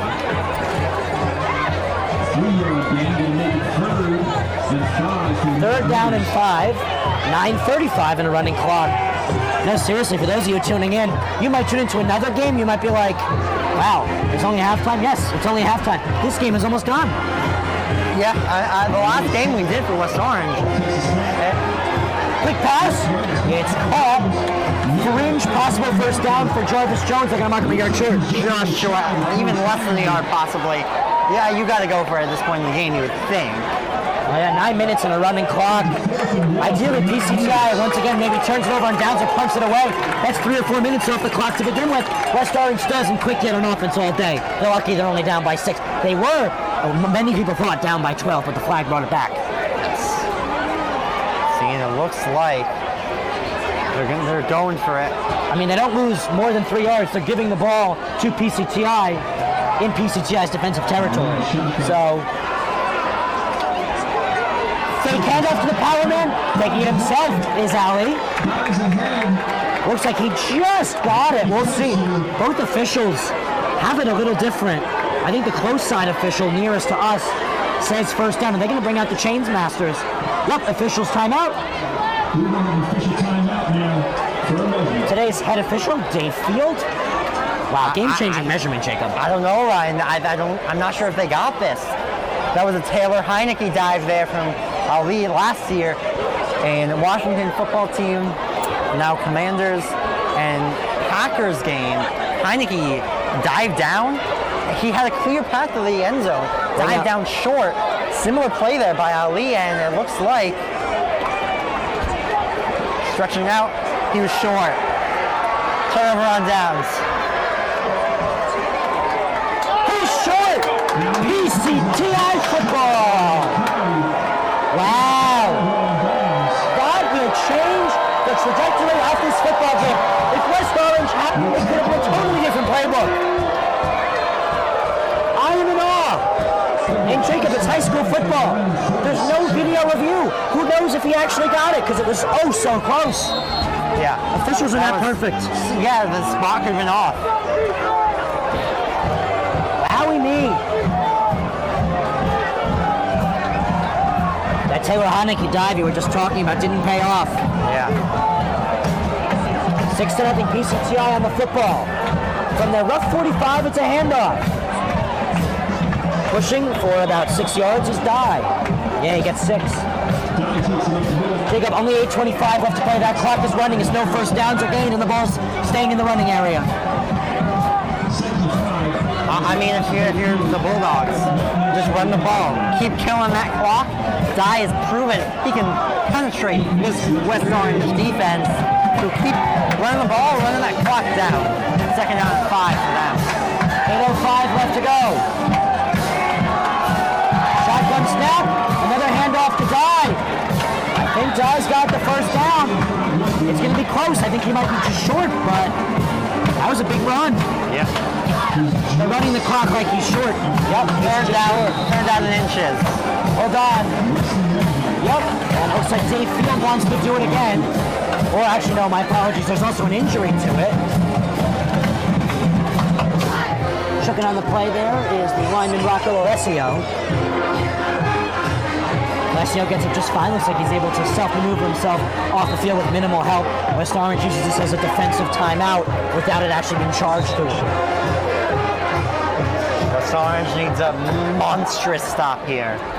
Indeed, they do 3rd down and 1, and then even then so, they would need another monstrous stop. Well, I mean, if they get a sack, they're not going to go for it on 4th and 5. I wouldn't say no because West Orange has proven to be really dangerous off of the punt return. I think their best play today might have been Gainer's cut close. Possibly. Who knows?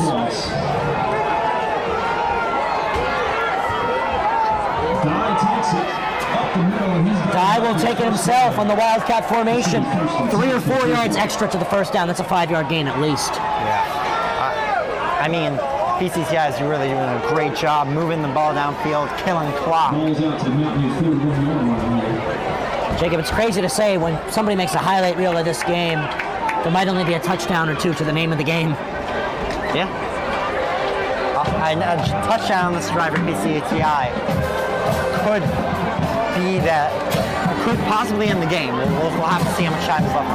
Hand off to Dye this time. He's going to gain 6 or 7. He does about half the job. Jacob, Treshawn Dye. Beast mode today. It's a really good day. Absolutely. He's beast mode every day. 6:45 left to go. Jacob, you got to be excited for the next West Orange home game. It's versus East Orange.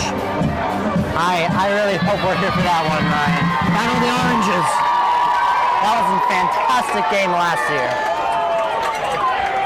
I mean, East Orange, obviously, without their quarterback, Raiden Oliver, son to head coach Ray Oliver, coming off of a championship, an 0-2 start to the season. Taking it himself off the snap is Dye. First down. A lot of Wildcat formation for PCTI, Jacob. They love the Wildcat. They've been using it a lot and it's been paying dividends. Halfway through the final quarter of play here at Suriano Stadium, Suriano Field.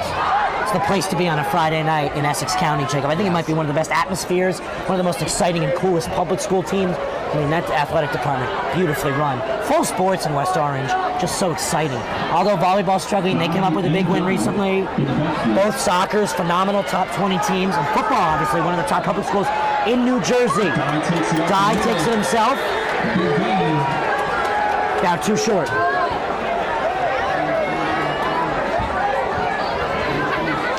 I mean, if Dye can just keep running like that, keep breaking through this West Orange defense like that, it's going to be really tough for them to win this game.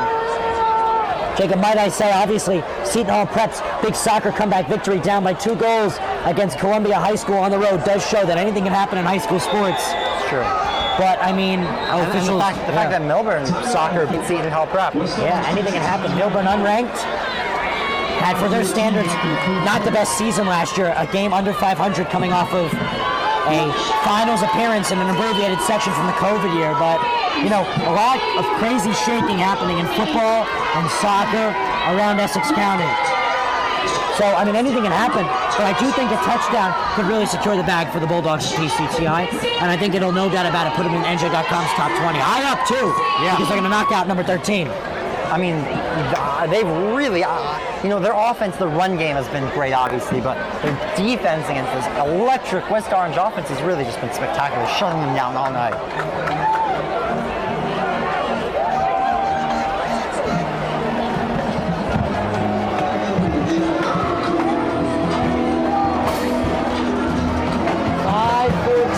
Second down and 2. The West Orange band is playing excellent music at the moment. Want to sing along, Jacob? What? Want to sing along? I'm fine. I told you long ago on the road. I'm quite the singer myself, more of a broadcaster. Yeah, I can tell. I can sing. You're not exactly joining of the school choir. PNC Bank and Arts Center call me all the time. They want me to perform in front of 20,000. Here's the snap. Dye will take it himself. Wildcat snap again. First down. This is exactly what Passaic Tech wanted. First down after first down after first down. Clock running closer to the end zone every play.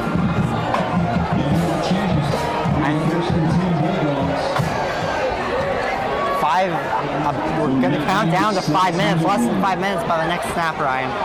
Jacob, speaking of, event locations in New Jersey, we love New Jersey. What's your favorite location? I'm actually going to probably say not the Prudential Center, PNC Bank. Ooh. Hold your thought. Here's the snap. It's a handoff to Dye. Dye gains a few. We're talking about high school venues. I'm saying venues generally, but high school venues can fit in there because there's a lot of cool ones. I think Soriano can fit in there. The Kelly Athletic Complex. It's just a fantastic athletic complex, Ryan, for Seton Hall. Yeah, do the math. Next exit over, 5-minute drive maybe. Don't even have to get on the highway from here. Good football there. Tomorrow, actually, every sport. Yeah. Tomorrow, no football at the CAC as they're heading down to Oradell, taking on Bergen Catholic, defending New Jersey non-public A official state champions. Here's the snap. Fumble football. Dye will lay on it himself. Great play by Dye to recover that football. That could have changed the game if that was recovered by West Orange. Could have kept them in it. So Trevon Dye and Trishawn Dye, the brothers, working together to move the football down the field. Trishawn Dye, the 6', 205-pound running back and linebacker. He's a junior. And then the other Dye, Trevon Dye.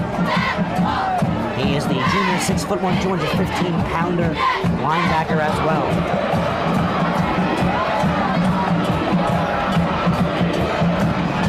Dye takes it himself. Dragged down after maybe a yard or two. The whole D-line pushed him down there. Now with the kicking issues of PCTI, do they go for it here? They'll have to think about it. Jacob Grant is keeping an eye on the clock. 3:26. He has to use a timeout because PCTI, they're showing no interest in throwing the football or kicking it. First down after first down after first down. Jacob, might I mention, Ray Sunbelt not even taking hits at the moment. No. He hasn't taken a snap. I don't know if he's taken a snap this entire drive. It's all the Dye brothers, really. Yes. Remember to tune in. Jacob, you're the camera. I'm the broadcast. Westfield is coming to West Orange tomorrow. Are you excited? I am pumped. Girls soccer should be a terrific game. Should be quite exciting on its own. And in the morning, stay tuned to the NFA Just There. Mustafa Hooten has for us West Essex and West Orange boys soccer. Both at Lincoln Field, just across the street from us. Maybe a 2-minute walk, probably not even. Can't really drive there. Park your car, can't really move it to get any closer from here. 3:26. 4th down and 7, Jacob. They're going for it. The Dye brothers. Dye will take it himself. He cuts on in. Did he get the first down? Oh, Jacob, this is going to be a close one again. Officials timeout. Let's see what the spot is. It looks short. West Orange football! Wow! They couldn't get the 4th down on their own by inches. PCTI couldn't get it on their own by inches. They drive all the way down the field, and with plenty of time and change, West Orange has the football looking to crack the scoreboard for the first time today. The biggest thing about that drive, though, PCTI kills almost 5 minutes of clock, Ryan, even more possibly. Yeah, you're right. West Orange cannot give the ball away. They give the ball away. The way PCTI is playing, West Orange only has 1 timeout left. They can end this football game at 6-0. They're deep in their own territory as well. Might I mention, West Orange touchdown, the field goal could win it. The field goal could be the decider. Ali wants to throw. Now he decides to take it himself. And he goes down after about 4 or 5. Thought he had a lane there, Ryan. Decided, I don't really have one. Fell on his butt. A late hit may come in, though, Jacob. West Orange may be given a free 15. See what the flag is. Excuse me? Roughing the passer. Personal foul defense, Ryan. Yeah. Personal foul, late hit, roughing the passer, whatever you want to call it. I saw a late hit. That'll be very helpful for West Orange. Stretch freak, Ron Ali gets him the first down. All he did was draw in a hard hit from the ground. First down, as signaled by the head official, Dave Field.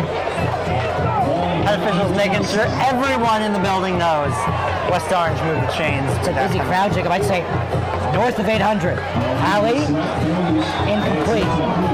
Handled on an incomplete bounce by Kareem.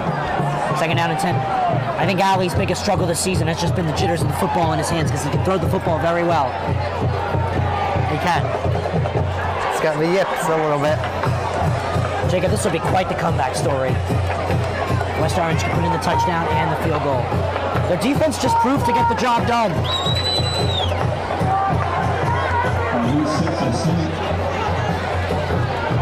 Oh, high snap! It's a chase for the football! It's recovered by PCTI at the 1-yard line! They get the football back in the red zone! Not just in the red zone, Ryan, at the 1-yard line. Wow, that could be game. A fumble extravaganza. Wow. Right. All they need is that yard. My jaw dropped there, Ryan. I couldn't even talk. I was so surprised. Wow.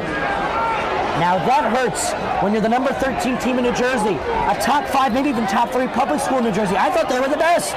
Do you know who feels the worst right now about that, though, Ryan? Quran Ali in the center. Yep. I mean, Ali probably couldn't handle that snap. It was too high, even if he was paying attention. Way too high. Yeah. He was paying attention. Why? I mean. No, he was looking far side. I mean, I thought I saw his eyes on support Kramer, and we'll never know for sure. Whistles come in as Treshawn Dye takes it. It's a flag. False start. Might be a neutral zone infraction. Encroachment. Defensive encroachment. More offsides. Half the distance. Now they're even closer than the 1-yard line. The half-yard line. Remember, don't confuse your Dyes. Treshawn Dye is number 3. Number 8 is Trevon Dye. So the SH and the V, you swap them out. Trevon is number 8. Treshawn is number 3. Yes. Both juniors, both twins. Both a little over 6 foot.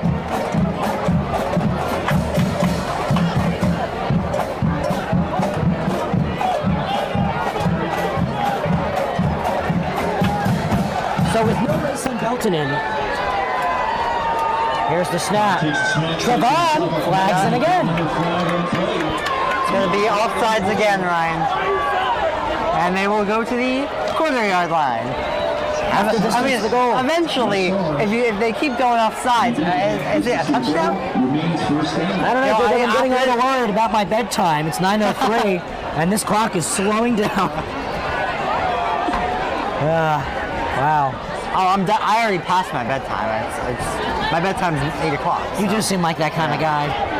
Oh, wow. Thanks, Ryan. I believe they say carpe diem, and 8 o'clock bedtime would help you with that. So Trevon takes the snap. He leaps. Did he get it? Touchdown! Trevon Dye! Wildcat touchdown! Wow. What a game it's been, Ryan. And Dye with the leaping, the Matthew Stafford over the heads of everyone for the touchdown. 12-0. BCTI, they're up by 2 scores, 2:39 to go. It's going to be a tough attempt for West Orange to get back in this one. It is good to live in Passaic County and go to a technical or vocational school. They're up 12-0. They're going to go for 2 probably. Good crowd here for PCTI, Ryan. Absolutely. They're all excited. So, Jacob, this time Eric Jackson is lined up to take the snap. He'll wildcat it. He won't get there. About a yard short. They're not even going to down him at a yard line. They're just going to say his extra point or 2-point effort was incomplete. So West Orange gets the football back. Still a lot of time, I have to say. I wouldn't say a lot. A good amount, though. I don't know if it's enough for them to drive down. For them to win, they would have to drive down, get a touchdown, kick the extra point, get an onside kick, recover an onside kick, which is extremely difficult, and go down, get another touchdown, and get another extra point in just 2 minutes and 39 seconds. So PCTI doubles their lead with 2:39 left to go in the ballgame. They're kicking it off to West Orange. Stay tuned for station identification. He's going to take it himself for a championship. A double play wins it for Frazier. Turn it to the end zone. What a catch.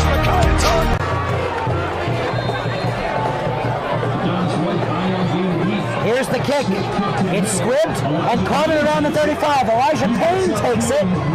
He gets to, he's still up. He's still going. They wave him down at the 42. I think he's going to be frustrated about that one. Yeah. Could have kicked a little more still. Very good starting field position from West Orange. That will help in their attempt to tie this game up. Down 2 scores now with 2:33 to go. So sorry, we couldn't get station identification, so I'll just say it. You're watching the NFHS Network, presented by D1 Media Pro.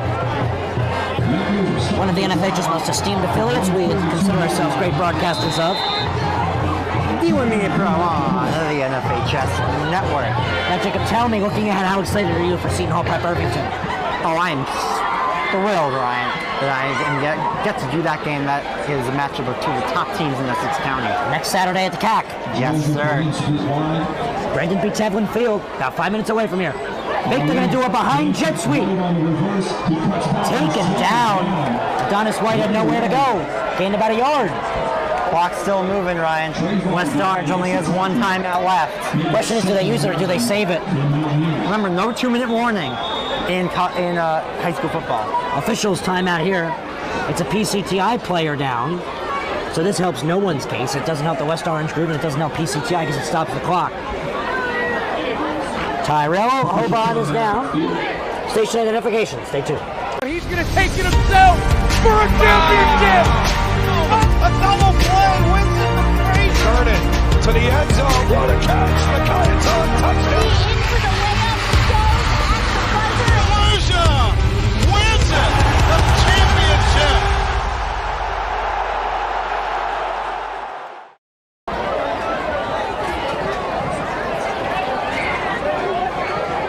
Welcome back.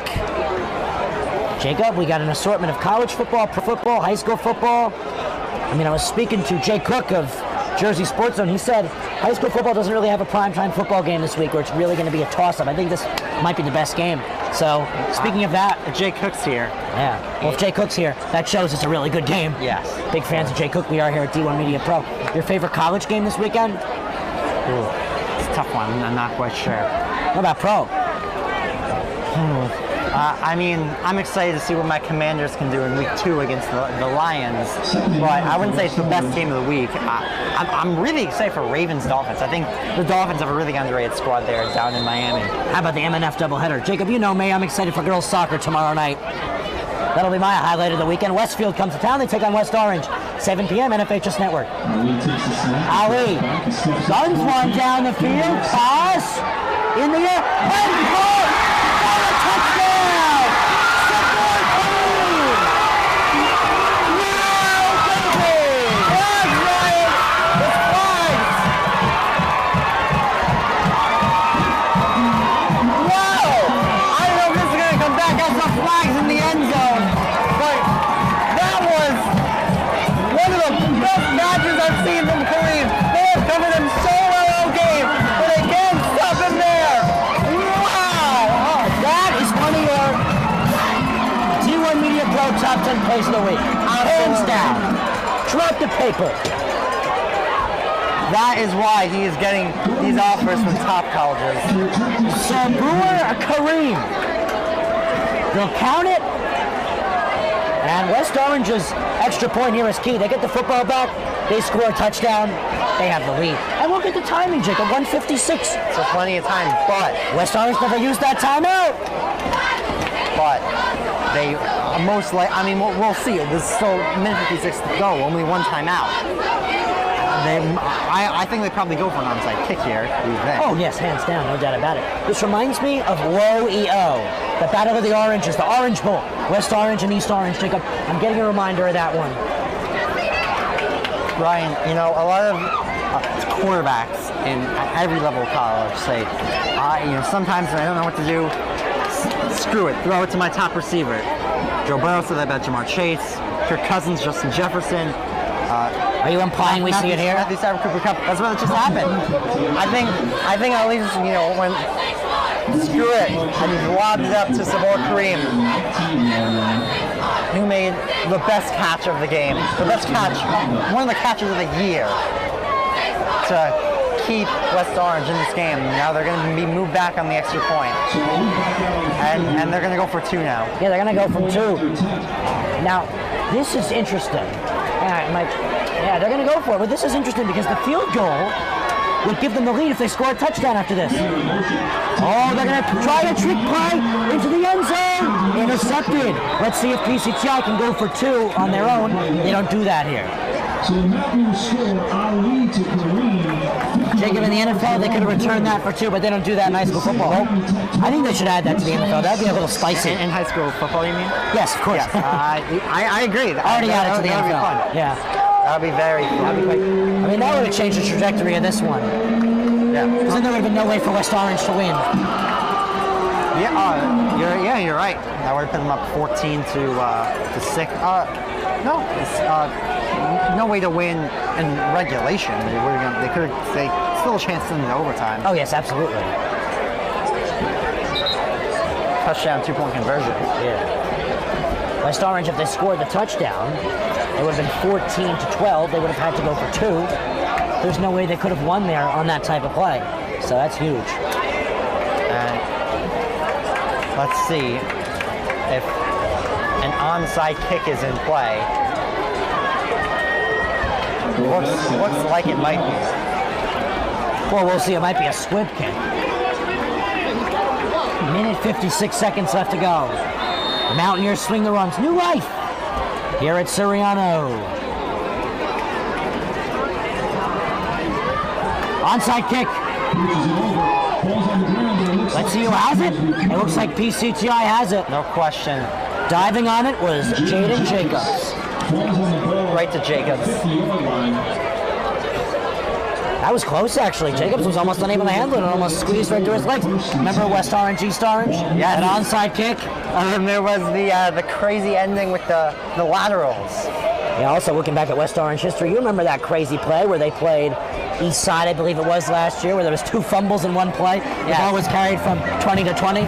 Yes, that was quite the play. And you can catch all of it on the on-demand function on the NFHS network. Well, I mean, technically, mathematically, if PCTI returned that for 2, there would have been a way for West Orange to tie it in regulation, but no way to win. I mean, we'll see what happens here, because PCTI still needs a first down.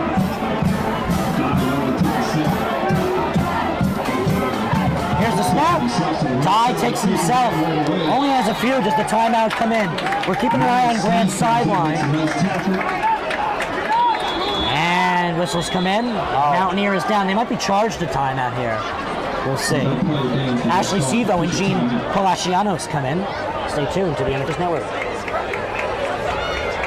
Do you want your school to be covered by the #1 live stream service in the state of New Jersey so the entire country can see moments like this? We play once again. Free kick coming for the Mountaineers. Short shot on goal. On post. Cannon! West Orange gets the goal, and they win. They take down the #2 ranked Seton Hall Pirates.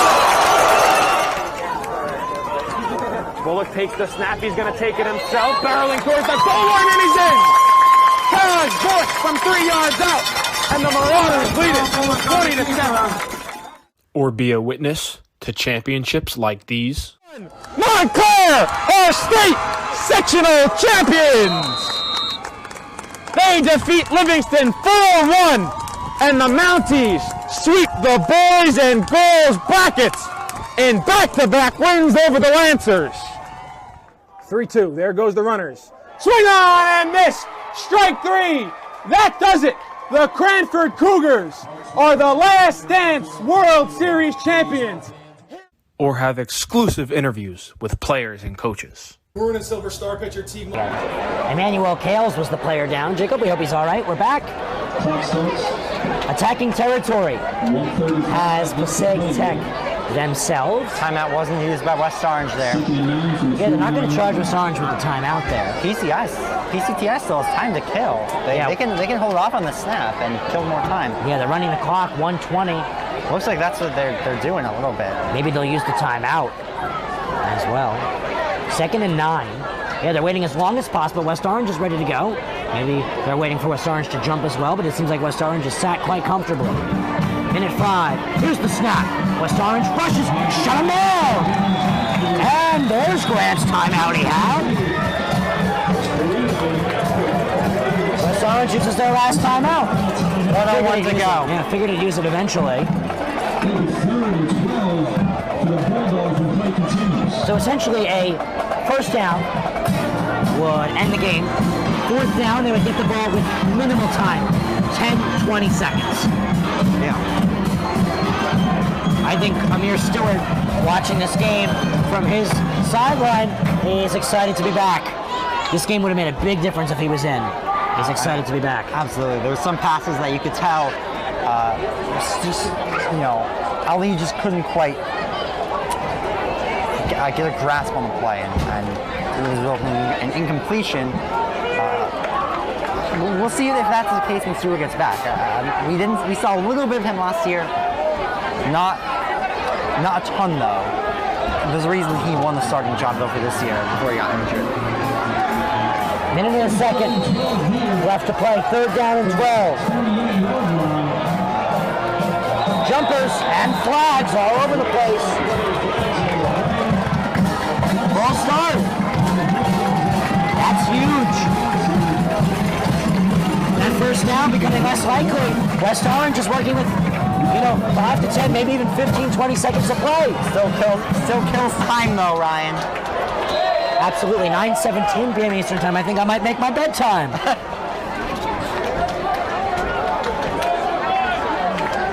(101) Even on third and long, you have to run the ball here. They put Belton back in the game. He hands it off to Dye. Dye gains about 6. Picks up about 7. 50 seconds. It's fourth down. They're going to have to punt it away. There's going to be very little time left, Ryan. West Orange is going to have to get smart here. Jacob will have to see who's returning it. This has to be huge. West Orange puts that special teams in.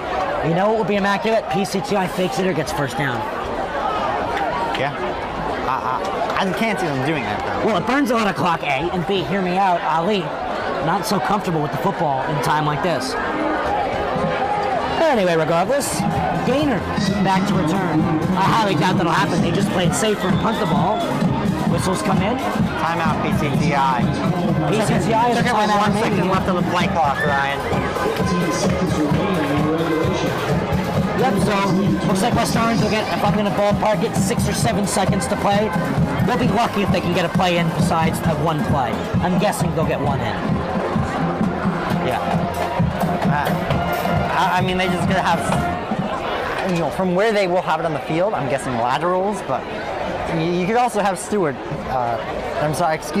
Ali lob it up to Sabor Kareem again. Barn burner football here at Soriano Field in West Orange. 12-6, 15 game clock seconds left to play. I think West Orange will get maybe a play in or two, Jacob. If they're lucky, I must stress. We'll have to see. Yeah, back to return is Gaynor. BCTI with the rare punt coming from Celentano. Tommy Celentano, the senior 6 foot, 195-pound special teams kicker.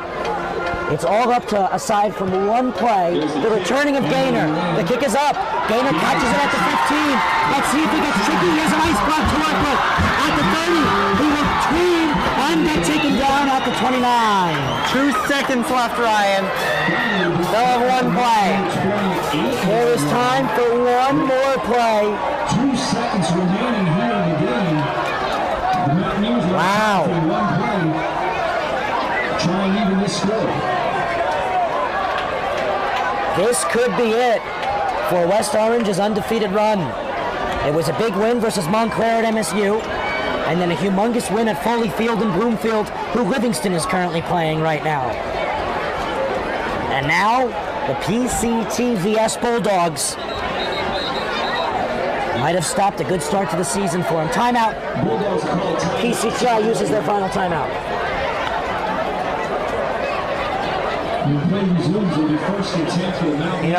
I really feel like West Orange, they played a solid game, Ryan. PCTI's defense has just been silencing tonight. Oh, there's no stopping them. West Orange was lucky they even got points out of it to begin with. Yes. Sabor Kareem.